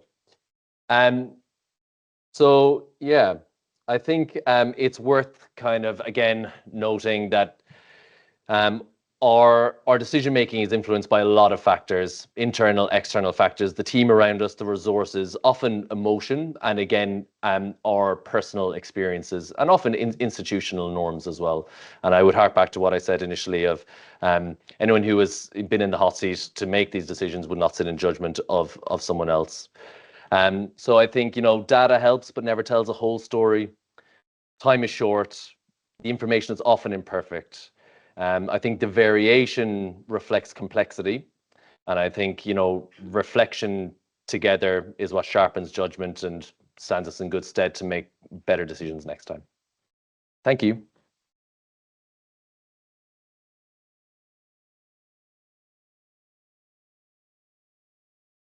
So, there we go. Oh, yeah. All right. Thank you so much, Aina. Now it gives me great pleasure to get Dr. Brooke Riley and Dr. David Anderson up to tell us a little bit about pre-hospital ECPR.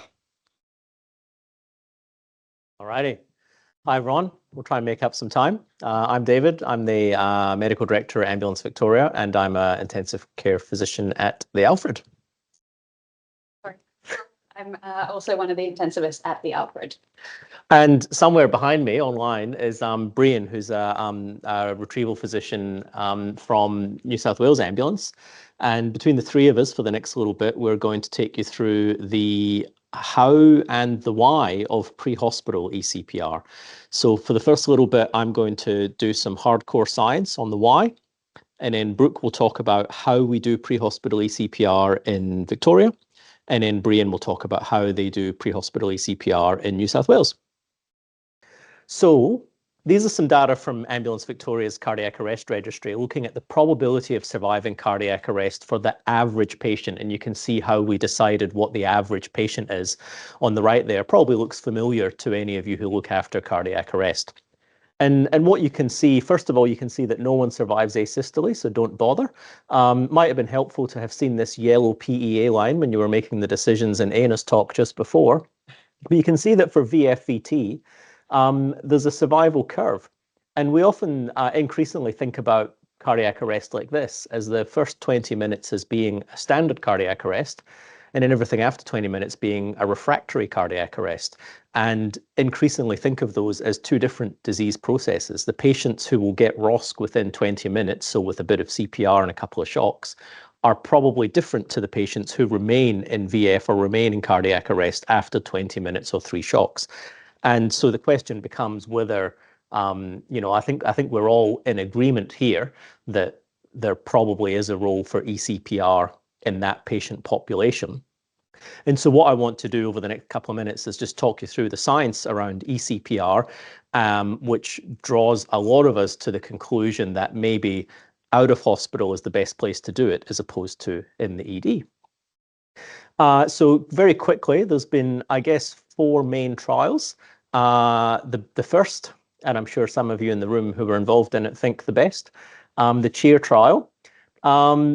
Actually not very good science.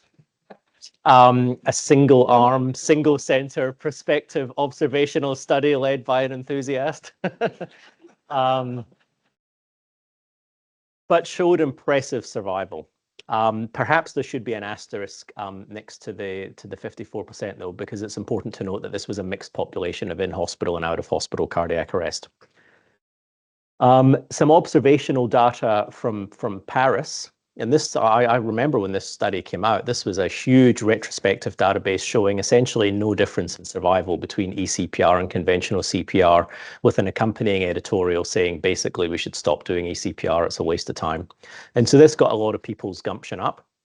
And then some randomized trials came along. And so this is one that people often talk about, the ARREST trial in Minneapolis, a small phase 2 RCT, single center, 30 patients. Implausibly good survival, indicating to me a very slick, very well-oiled system in Minnesota that's probably not externally generalizable to almost anywhere else, but shows what's possible, I guess. And obviously they have one of these in Minnesota, which wouldn't fit down most streets in Melbourne. Some of you may know that Dimitri Yiannopoulos, the cardiologist who leads their ECMO program, well, I've just given it away as a cardiologist. So the reason their ambulance is so big is that it has a cath lab in the back, which is not something that is in my budget.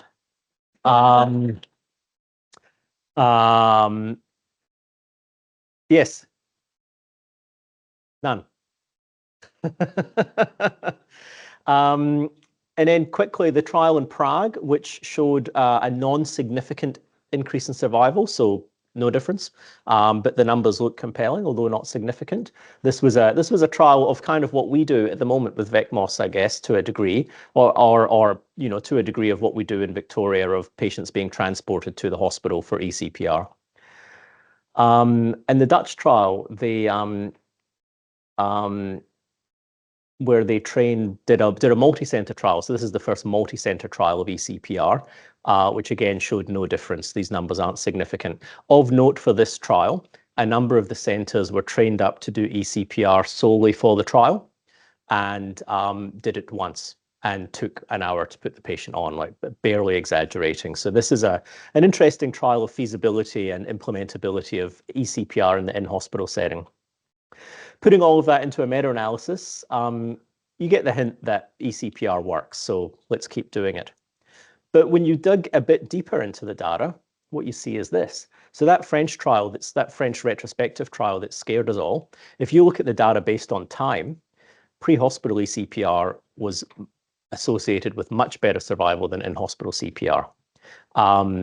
Sorry, if you look at location, pre-hospital is better than in-hospital. If you look at time, if you were able to do ECPR somehow at 20 minutes after the arrest, the survival is much higher than 30 minutes. Sorry, that's after the team arriving, sorry. And so time is the key here, and I'm sure we've spoken about this over the course of the evening. And tying in nicely with what Aina's just spoken about around the time of getting to hospital. So these are some data that Steve, who's in the audience, and a bunch of others put together, again, using our Victorian ambulance cardiac arrest data and data from the Alfred Hospital. So this is the average patient who comes to the Alfred for ECPR. So someone dials 000, and we presume that's the time of the arrest. Takes us 8 minutes to get there, and despite what you read in the news, we do actually get to cardiac arrests quickly. We're on scene for 40 minutes, about 20, 25 minutes of high performance CPR and about 15 to 20 minutes of extrication. Now, this is the key. In Victoria and a number of ambulance services, but Victoria it's particularly strict, we have a very strict no lift policy for our paramedics. And so when I was a paramedic 25 years ago, 2 of us would just drag someone out of the house. That doesn't happen anymore. You need pulleys and slides and all of these contraptions to get the person out of the house, and it takes longer. There's a core pulse on, there's a ventilator, you don't want things to get dislodged. So extrication, even from the most straightforward dwelling, takes time. That's my nephew doing CPR, by the way. Takes us 15 minutes to get to hospital, which means we're considering ECMO at 63 minutes. That's the average time to the decision to go on in Melbourne with the Alfred data. It would be interesting to see how the VECMOS tier 1, tier 2 sites have affected that. I would wager, though, that so much of that time is paramedics extricating from the scene. I would wager it wouldn't be that much different, but it would be interesting to see. So the logical question becomes, should we be doing the ECMO before the person gets to hospital if time is so key? And this is just some data looking at survival of I've lost my notes and can't remember what the dots are. This is survival of patients who've had ECPR, and this is VFVT, and this is other rhythms, I'm pretty sure. And so clearly survival decreases over time based on low flow duration. And so we think that there's a role for doing this pre-hospital to decrease the low flow time. We can work on extrication, and we can train paramedics to extricate. That's fine. If that's something that we think we can do faster, I suspect we can't. The issue is the MICA paramedics are pretty experienced. They're going to cardiac arrests every 2 or 3 shifts. Our regular paramedics see 1.6 cardiac arrests a year. So they're not getting that degree of experience. Could we shorten the time that the paramedics are resuscitating before they start moving? We could. A big question, though, is should we? We are currently in the city that has the highest cardiac arrest survival in Australia and 3rd highest in the world. Why would we want to do anything to potentially interfere with that? And so that's our reluctance as an ambulance service to do anything that makes that first 10 to 15 to 20 minutes of paramedic resuscitation any different, because it's already the best and pretty much the best in the world. So there is a reluctance on our part to shorten that, to get moving faster. There's very good evidence, I haven't included it, there's very good evidence that moving patients with mechanical CPR in progress results in decreased survival for a whole number of reasons. And just finally, before I hand over to Brooke to talk about how we do it, there is also some quite cool geospatial modeling data showing that from an equity point of view, you can extend ECPR to a much larger population by doing it pre-hospital. So this is modeling from Sydney. The little blue blobs here is the population covered by ECPR with a ED-based model. And the big green smudge there is what you can cover with a pre-hospital model. And that's in Sydney where the roads are terrible. So we are also repeating that data for Victoria and for Melbourne. And it's also being repeated for Brisbane and Adelaide and Perth to give a good indication of what ECPR might look like, pre-hospital ECPR might look like across Australia. So that is the why. I hope I've convinced you. And now Brooke will tell you about the how. So we'll move on to talking about ECPR pre-hospital in Victoria. So with all of what David has gone through, we decided to develop a pre-hospital ECPR service similar to that exists in other cities around the world. But we obviously have quite a different paramedic-based pre-hospital system, so that needed to be incorporated. But the Tier 3 trial of CPR, pre-hospital ECPR, and early revascularization really came to fruition in 2020 when we began enrolling patients. And I will just mention a lot of the data from this is from Sasha Richardson, who couldn't be here tonight, but just a big shout out to his perseverance with the ongoing program. And so he's very key to all of this. Our service is run by 2 intensivists with ECMO credentialing, accompanied by either a critical care paramedic with ECMO training or a dual-trained paramedic and ECMO critical care nurse who has either worked within our ICU or within another ICU as well. To get the team up and running, we undertook quite extensive in situ simulation and training before going live, and we continue to do these simulations quite frequently to re-credential the team, but also to bring new team members on board.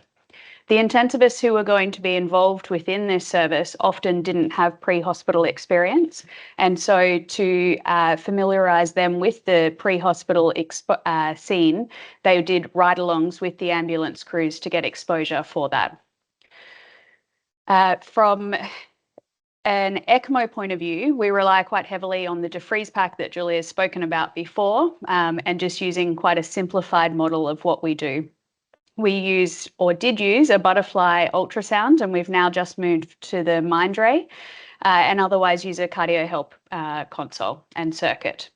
One of the very important parts of the service that we have is that we have quite stringent predefined inclusion and exclusion criteria, which over time are reviewed and refined, but it tries to help with some of that cognitive load and that emotional burden that the staff at the scene do have.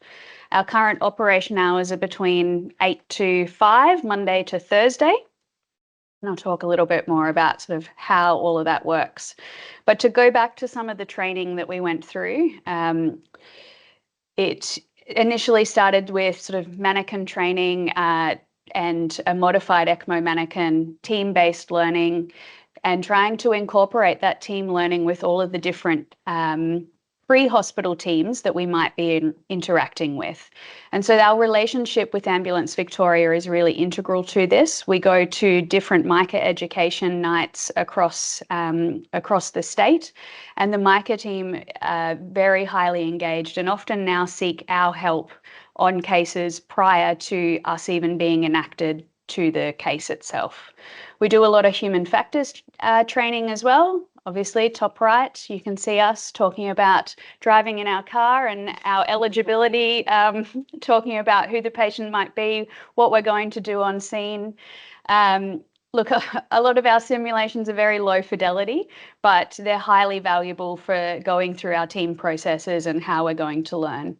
The other part that we incorporated is a staged process in this education. And so we may be very used to doing simulations within a sim center, but moving those to on the floor, moving that then to outside into a car park next to the ambulance bay, across the park to Faulkner Park, and trying to really stage those different steps so that we all became more familiar with the external environment. So the team is alerted to all cardiac arrests in Melbourne with a paramedic screening computer-aided dispatch system, and we decline most of our dispatches. ECMO 1 responds to all cases with an age less than 70 who are a witness cardiac arrest, and we respond on a code 0 dispatch. We perform a full eligibility screen on arrival with the aim to commence cannulation within 30 minutes post-arrest with a maximum time of 45 minutes. The on-scene paramedics are instructed to intubate the patient, apply a mechanical CPR device if not already done, and have certain instructions which is different to their standard process of running an arrest, which is quite important to make sure that there is education across the MICA services of Victoria that we will no longer be doing defibrillation or adrenaline during our cannulation phase. Our cannulator 1 is our lead cannulator who performs cannulation. Cannulator 2 sets up the equipment and assists with cannulator 1. We do now sometimes have the benefit of having a cannulator 3 within this role, and it's often part of a training and credentialing role that is formed into it. The ECMO paramedic plays a key role in all of this. They not only set up the ultrasound, they set up and check the ECMO circuit, and they operate the ECMO console. But what the really important role is that they liaise with the on-scene paramedic crews and the fire crews, but also maintain the safety that we're not used to in a pre-hospital environment. Once a patient's established on ECMO, which somewhere between 7 to 12 minutes, the patient's stabilised on the scene and then transported back to hospital. The extensive training that we've done means that we've only had, out of the 34 cases that we've done, 1 failed cannulation, which I think is a testament to the training that all of the staff really has put into this. Increasingly now we insert an arterial line at the scene and start either inotropes or vasopressors, and that's after some of the learnings that we had from the early cases with quite significant hypotension, despite 3 to 3.5 litres of blood flow. We transport the patient in a standard ambulance, and the console strapped between the legs and getting back to the hospital. And on arrival to hospital, usually the patient will go for PCI unless we have some concerns about the etiology, in which we'll go to the CT scanner. Just to go over a little bit more human factors again, is that there are a whole series of roll cards for this cannulation team, the paramedic, so that not only do we know the steps as we walk through in our predefined roles, they're broken into time periods, and again has a reminder of the inclusion criteria and what we need to do before we leave the scene again as well. So if we look at the 5-year period between February 2020, when our first patient happened, and February of 2025, we've been alerted to 2,671 potential cardiac arrests. of which just under 1,400 were excluded because they weren't actually cardiac arrests, which leaves us with about 1,300 out-of-hospital cardiac arrests. A further 1,200 of those were excluded because they either weren't witnessed, they were in asystole, resuscitation wasn't commenced by the paramedics, or that they were out of age criteria. The ECMO-1 team then arrived on scene at 85 of these cases, and in 28 of those, they were thought to be candidates and had ECPR initiated. One of those patients was unable to be cannulated, and 2 of those died prior to transfer, which resulted in 25 patients being transported to hospital. Although, as I said, as of today, we have 34 patients to have gone on to support. To have a little look about where we are and where these patients fall within Metro Melbourne. So all the little ambulances are where the 34 cases have occurred so far. And the hospitals shown there are those with an ECPR capability. We've obviously learnt a lot over the last 5 years. And one of those biggest things I would say would be related to the environment. Trying to bring sterile surgical equipment into a pre-hospital environment that's often chaotic and pretty complex is tough. But we have now performed ECMO in a number of places. And what we're finding that although most of the arrests, 3/4 of cardiac arrests happen in people's homes, all of the ones we seem to go to are outdoors. And in the pictures, you can see here a number of the cardiac arrests. So one of them in a metro tunnel, 100 metres below ground, in a gym, in someone's backyard, in McDonald's, and in an abattoir. And so there are a lot of environmental challenges. The sun causes a lot of issues with the ultrasound. Wind is disastrous for your sterile field because it blows away. There's often a lot of dirt. The spaces can be really confined, and you can have extra visitors on the scene like wasps or metal filings and a whole heap of other things. And so the safety on scene is really paramount, and we do rely quite heavily on the crew from AV and also the fire department to be able to help with that. So what's our data so far and where are we up to? On average, our patients are male. They're 51 years old. Our response time is 31 minutes from time of call to the scene. Previously, the average time from 000 call to hospital was around 64 minutes. Our time to support from our 000 call is 55 minutes. And previously, that was around 82 minutes when the patient was transported to hospital. So it's a pretty significant reduction. I will note, though, that you will see that the CPR time is less than the time to flow time. And that's because there are some patients that have got intermittent ROSC during that time, and that's how it accounts for that. Brian will talk a little bit more about this later on, but the data from our New South Wales colleagues does show that their response time and their time to ECMO support is shorter than this by at least 10 minutes. And so it is something that we do need to look into and try to learn to be able to improve in the future. Although our study is a feasibility study and it's not powered to survival, we do monitor that throughout the time. And of our 34 patients, we've had 9 survivors, so 26%. And importantly, it is to note that all of the survivors are neurologically intact. Our previous out-of-hospital cardiac arrest survival was around 22% for those who went on ECMO. And of those who were transported to hospital with CPR ongoing, around 10%. We've already mentioned tonight about organ donation, and a quite important secondary effect of our ECPR program is the potential for patients to donate their organs.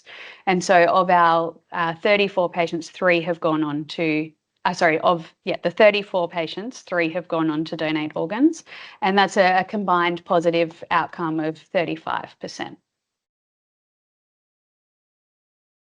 So what are the other things that we've learnt over time, and what experience, I guess, can we share? And that's of our days live, so Monday to Thursday over the last 5 years, we've probably had one case for every 13 days live. That's included quite a few COVID breaks in the early stages. Prior to CHEER, there was probably 6 ECPR cases a year for out-of-hospital cardiac arrest. We now do somewhere between 11 to 14 a year CHEER cases, plus our other out-of-hospital cardiac arrests that come through our ED. And so there's obviously an increased utility that we have, and we're meeting hopefully a need that was unmet before. What we've observed is that mortality really appears mostly related to the low flow time, and patients fall into 2 groups of either hypoxic ischemic encephalopathy or this overwhelming circulatory failure that we really can't support the patients, and they die quite quickly. Of those non-survivors, they spend an average of 40 hours in our ICU. For those who survive, their ECMO run is on average about 127 hours. They spend 250 hours within the ICU and have a hospital stay of about 450 hours. We have identified some patients who probably would have never made it to hospital, and we may not have ever seen them, had a diagnosis.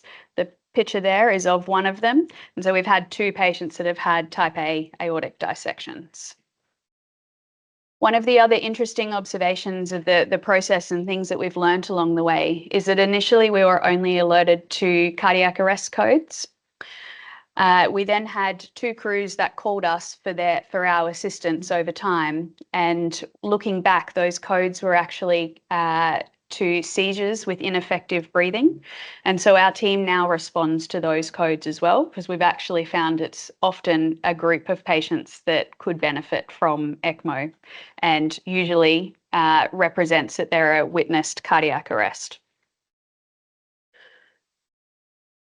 There are some challenges to things though. And so the resource demands, as a few other speakers have spoken about tonight, are extremely high. When these patients arrive to hospital, they will take up a lot of staff. Our medical staffing can be really challenging. We don't have additional funding for medical staff. Our preferred model is this is actually done in people's own time, because that avoids any impact on the unit's workflow and also the rostered workforce that are there. Understandably, this isn't always possible. And so sometimes we do need to cover from a different clinical duty. But those people on that clinical duty need to be able to respond within 5 minutes and need to have a cover for them as well. And so without that, it puts pretty significant strain on the system.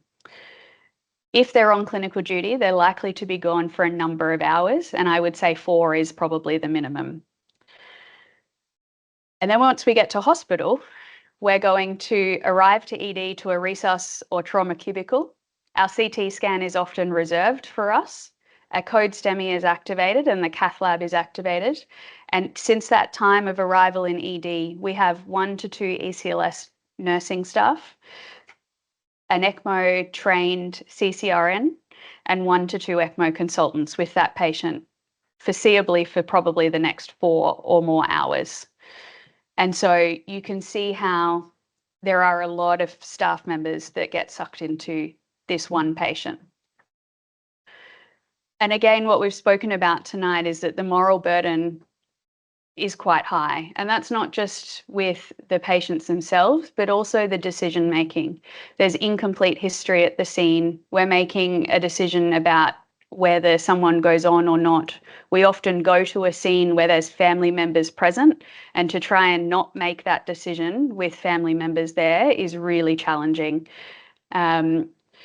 A lot comes to light later on, and the retrospectoscope is great, but we're also operating in an environment where we don't have any backup.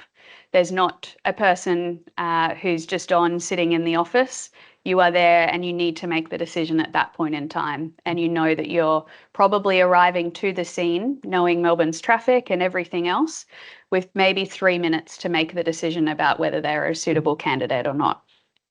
And so we do try to staff the team with, say, senior clinicians to try and offload some of that moral burden that is there. But once they're here and once they're into our ICU, there is obviously a big time investment and resources that go into it, but our staff form relationships with these patients and with their families as well. And going from that to unsupportable within 24 hours is very hard, but also for those longer periods of time, it takes an emotional impact on the staff, especially those at the bedside. And so I think the final thing before I hand over to Brian is just to talk about the clinical governance and how important that side of things is. And the case debriefs, which not only will help, or we hope help with some of that emotional burden and emotional toll that it takes, but also for learnings for the next cases and how we can improve and how we might be able to make more survivors in this very small group of patients. I hold over the question. I was going to say we're going to wait till Brian. Yeah. So I'll stop sharing. Okay, thanks, Brooke. If you can move on to the next one. There was a bit of a lag, but that's fine. It's a pleasure to present tonight. And I've heard so many things that are going on, so many good things that are going on in Box Hill, but in particular, I think we were led by Melbourne in many ways in terms of pre-hospital ECMO-CPR and many other places around the world. So listening to Brooke's talk, it's actually very reassuring that a lot of the findings that we've had in our journey have been very similar. This is me and Nat Cruitt. Nat and I have been on a journey with this for the last probably 8, 9, 10 years to get to this point. And anyone who embarks on setting up not just an ECMO program, but an ECPR program, I think is aware of that. It's very challenging.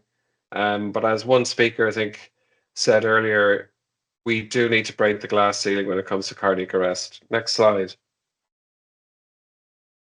So this is just to kind of outline some of the journey we've been on, and we started looking back at, our ECMO retrieval program and how our VECMOs go and how we move them around during, first of all, the H1N1 pandemic, and then we looked at cardiac arrest, and we did a small little study emulating the original CHEER study in Melbourne, and then we looked at some of the cost effectiveness, and then we started looking at, okay, who are the eligible patients for ECMO in our jurisdiction and in our city, particularly around Sydney, and see if they exist. I think that's a really important thing to do, and actually ascertain, are the patients who would benefit from ECMO actually out there? We then proceeded to a randomized controlled trial on randomizing paramedics to expedite a patient towards hospital versus stay on the scene, which we published imminently. Because we want to know, as David was saying, we're not sure whether it's a good thing to expedite them towards the hospital. There's a lot of challenges with that, or do you just stay in the scene and continue with the arrest management? Next slide. And then we started looking further at ECMO-CPR eligibility and then delivery strategies. And if you hit the next button, cool, and then the next one. So what you see there, and David talked about earlier, those little, on the left-hand side, you see the existing hospitals in Sydney that can provide ECMO-CPR, and essentially the catchment areas around those hospitals to get them to hospital in time to provide ECMO with a view to meaningful outcome, neurological outcome, which is what patients want, is quite a small area. And then we looked at a rendezvous model where teams from those sites could potentially rendezvous to other hospitals in the area that paramedics could move patients to, and did really increase the total number of eligible population that could benefit from this. Then we looked at a single mobile unit located in the most optimal location. Next slide. Maybe the next one there, yeah. So basically we found that if we placed a mobile car essentially in Homebush in Olympic Park, we could reach about 3.8 million of the 4.5 million population. So reach about 85-90% of the population. So then we devised the pre-care pre-hospital ECMO-CPR trial around that. Next slide. And this was really like an iterative process of development. We had to think about how we're going to set this out. We spoke to all the experts around the world. If you scan the QR, Natalie wrote a training paper around how this was done.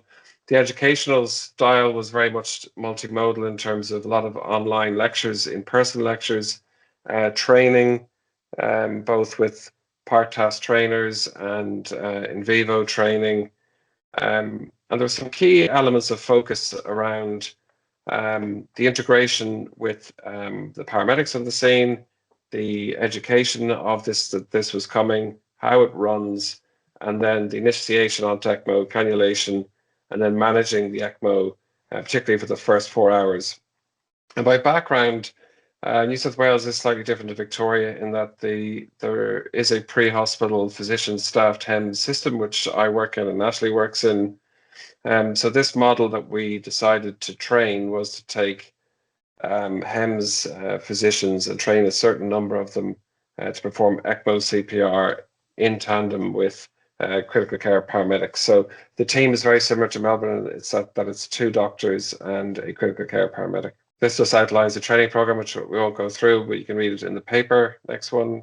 And then when we sat down to go through it, really similar to as you saw one of Brooke's slides, it became very iterative once we kind of actually workshopped it and figured out how to do it. And core to this was actually bringing in paramedics who work on the road a lot and asking them how this would work and what the layout should be, and really got the cogs turning into the roles and how best to smooth it out. And a lot of the human factors that we heard earlier on really, I suppose, lent into this in terms of how to talk to families, how to talk to bystanders, how to engage with the paramedics, and how to perform the procedure and then get on ECMO. We would basically develop initially with just a mannequin and kind of very basic stuff to then developing packs and better equipment and layout.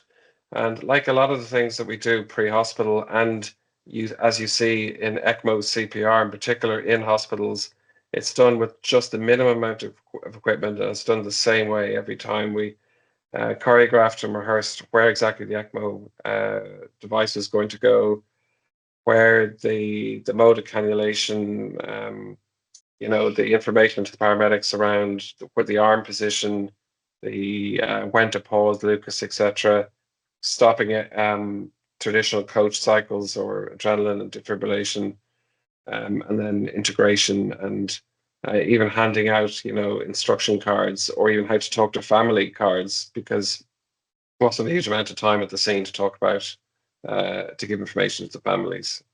Next slide. Developed over time. So we initially started inside and then we started going outside. And as Brooke was saying, the environments in Australia can be quite challenging. In other places that they're doing this, in Netherlands, in winter, the cold is a challenge, but here the heat is particularly can be a challenge, and so can the sun. So we try to think of various different ways.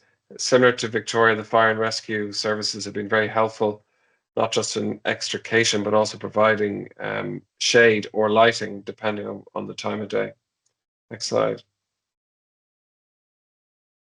Basically, I think our common kind of finding is by just rehearsing it while these mannequins are low fidelity, the realism of doing it in real time with the Lucas going and rehearsing it the same way felt very real when we did it or felt the same as simulation when we did it for real.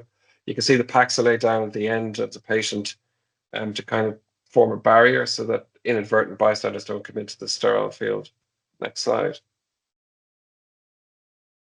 Similar to what you all do in terms of your places, we do have action cards or role allocation cards as aid memoirs, and these are pretty much committed to memory, but we also have pre-departure checklists, and we have information, little cards for the paramedic who's team leading.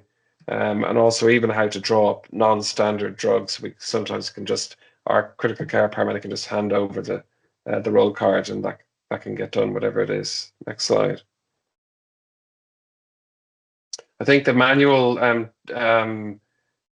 skills training was key. It's important to note that except for Nat, most of the doctors had very little ECMO cannulation experience. A lot of experience as pre-hospital physicians performing rare procedures such as thoracotomy or escharotomy, but this was a relatively new procedure. But certainly the skill was repetitively trained in terms of muscle memory, but also by going into IR, cath lab, vascular suites or cardiothoracic theatres and getting vascular access, particularly common femoral artery sheath access. Next slide. Thanks, Brooke. Like you can see there. I've done pre-hospital ECMO cannulation, but assisting a cardiothoracic surgeon doing robotic mitral cannulation with him staring at me while I'm doing it is far more stressful, I can tell you. And then we use a very simple part task trainer, which we use basically every day. Every time we go to the base and do an ECMO shift, we repetitively train and rehearse. Next slide. Our perfusion training again was provided by Nat, but also we were very lucky to have some clinical perfusionists give some training, particularly to the paramedic. I think the paramedic role in the ECMO-CPR pre-hospital, or the CCP role within that team, is very challenging. You could argue that the ECMO-1 cannulator is really appropriately task-focused on getting sheath access and then cannulating with the second doctor assisting. So in some ways, those two are task-focused, but the critical care paramedic has to initialize the pump, get it set out, listen to the doctors in case they're asking for something else, and also liaise with the paramedics on the scene. So I think they have the true multitasking role. Next slide.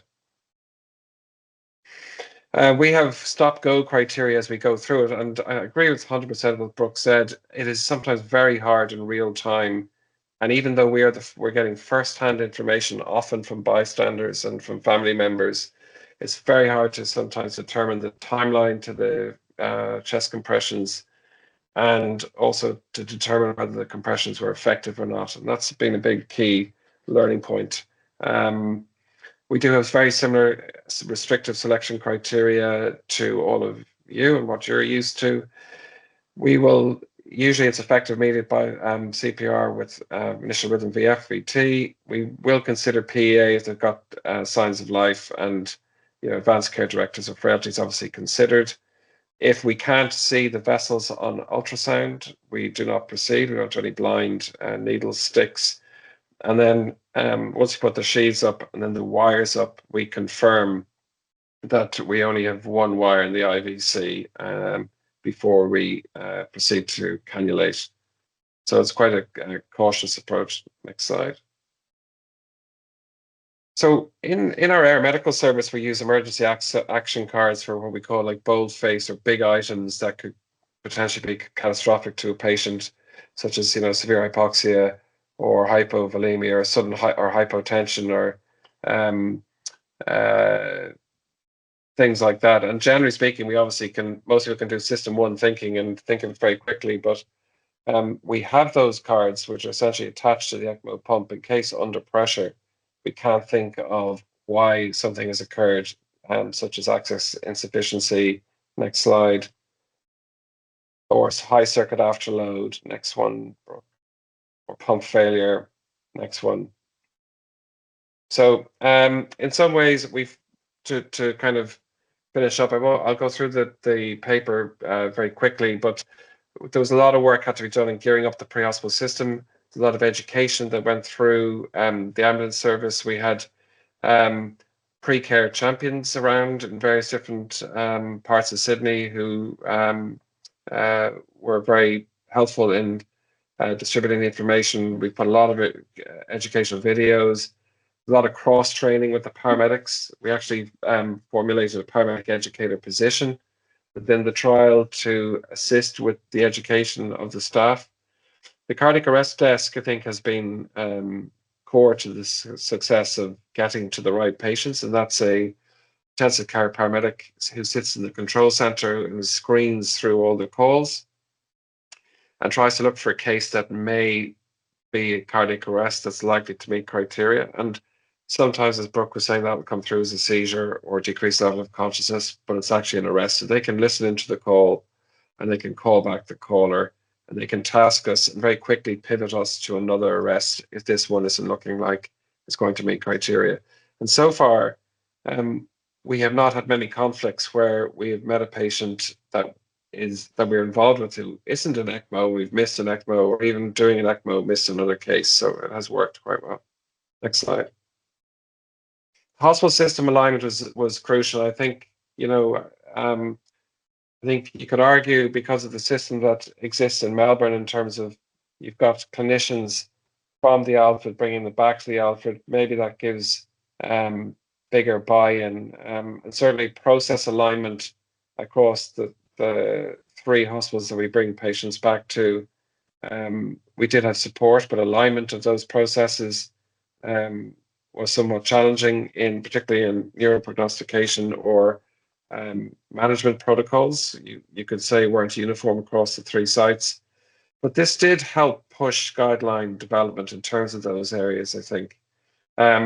We did frequent site updates, and case review boards were critical. So we would, after each ECPR case, we had people dial in from all around the world, including guests in Melbourne, to review each case that we would present. And actually, we got really good learnings around that. And then after each ECPR case, we sucked the marrow out of it in terms of within our own team, in terms of learnings and what could be done better next time. Next slide. So we started in August 2023. Next slide. Then we published the study recently. In the interest of time, I don't think we're going to have time to go through all the results, but I'll just show some key results. Next slide. So inclusion exclusion criteria are as as our typical. Next slide. Primary outcome really was to assess the feasibility of pre-hospital ECPR being delivered by an existing pre-hospital medical team that exists within New South Wales, and a whole range of secondary outcomes. Next slide. Similar to Brooke presented during the time period that we published, we were dispatched to 298. Again, you can see 142 were not in arrest, so we got called off from those, or some were just clearly deceased. But resuscitation was commenced in 123. And again, we're called off 38 of those for those reasons you can see. But we were on scene at 81, and we proceeded to put 12 patients on ECMO. Next slide. Won't go through the demographics, but similar to the Melbourne experience has been largely male patients. I can't understand why that is, and it doesn't fit necessarily with the epidemiology of coronary artery disease, which is the most likely culprit. You can see there was some signs of life in 3 of them, or 25% of them. And the longest duration of intermittent ROSC was 18 minutes. And in terms of cardiac arrest metrics, the time of the pre-care car dispatch to arrival at the scene, mean time was 16 minutes. And the duration of CPR and arrival of our team was about 19 minutes. So we're in cardiac arrest, or CPR was ongoing for about 20 minutes. And then the cannulation time was 14 minutes with a range of 8 to 28. And the total low flow time was 39 minutes with a range of 24 to 56. We did find initially, once you get them onto ECMO, and then we initially weren't putting art lines in, and then we were, the packaging, the stabilization, the assessment of the cannula placement, securing the cannulas, trying to get some LV ejection, starting inotropes, all of those things add time very quickly. So what we've been trying to work on more recently is trying to decrease that once we're on ECMO, getting to the hospital, because as Brooke says, those first few hours are very challenging. In terms of failure, there was no cannulation failure. We had one arterial injury from cannulation. There was 2 limb ischemias and some minor bleeding, and there was 3 patients with minor bleeding required transfusion. 1 patient had mechanical CPR complications, and 25% were discharged CPC 1 essentially, and we had 1 organ donor. Okay, next slide. And that's it. I think in the interest of time, I should leave it there because I know we're going well past, but thanks for listening. Thanks so much, Brian. In the interest of time, I might just get David to come up as well and just see if the audience have any questions for the 3 of them with regards to pre-hospital care or any specific questions at all. 2030, it probably looks the same as it does now. 2050, paramedics will be doing it. Yeah, or robots. Yeah, sorry. Robots, yeah. You guys have done a cost effectiveness analysis, haven't you? We're doing one at the moment. Have you guys done one, or was that Queensland that did one using some of our data? It's Queensland, was it? Yeah, they've done an estimate. They've done a modelling study of cost effectiveness.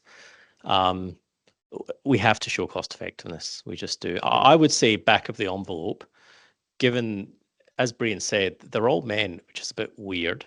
The survivors go back to work. I think in terms of QALYs and cost, this is probably more cost effective than most fancy chemotherapy. But we do need to find that out. Yeah, I couldn't hear the question, but yes, we did a cost effectiveness analysis before we embarked on the pre-care trial based on the expected outcomes, and now we're validating that with a cost effectiveness outcome based on the actual results, and we're including in that the organ donation rate and also what the team is doing, because you've got 2 different models that have been described. You've got a pre-hospital model where currently this car that we sit on has 2 doctors and a paramedic sitting going to cardiac arrest. So you could argue if it's just doing ECMO alone, that may not be cost effective. It may have to do other things as well. At the same token, if it's a hospital-based scenario where it's potentially perturbing what the intensive care is doing or not getting to enough cases because you do need a high call-off rate, then maybe that's not cost effective either. So all those modelings need to be tested in terms of cost effectiveness. I couldn't hear that. But Brian, the question was about how are you achieving such amazing response times and where are you based? So we're based at Olympic Park, which is based on the modelling. And as you were describing earlier, each of the capital cities are doing modelling. I think a key thing is you've got Sydney, which is similar to Melbourne, 5 million population. We think there's in around 100 to 200 cases a year. Currently, it's not in terms of we are running 3 days a week, office hours, so to speak, but that's not an equitable argument. And we're doing some modelling around 24/7 service. But that's where we're currently based. We haven't looked at rotary response. Obviously, they've just finished a national trial in the Netherlands of pre-hospital ECMO-CPR embedded into their HEM system, which everyone is waiting for. That'll result in those results to come out in December this year, and that's a big trial of pre-hospital ECMO-CPR. A key point I'd like to make is there's previously been a lot of nihilism around cardiac arrest until this therapy came along, and I think it has refocused everyone's focus on cardiac arrest, including intensivists and emergency physicians and paramedics and cardiologists. So I think it has uplifted or been part of the uplift of the general process. I think having a system that really does CPR really well with early bystander CPR is crucial because that would increase the denominator of patients who are appropriate for ECMO. And the other thing we have found so far in Sydney, which was a surprise to us, but part of, I suppose, we do go to a lot of arrests that don't turn out to be ECMO, but we do assist in the arrest. And we've been doing transesophageal echo, putting intra-arrest arterial lines in and finding that in a substantial number of patients, the standard chest compression position is actually causing LVOT obstruction rather than compressing the left ventricle.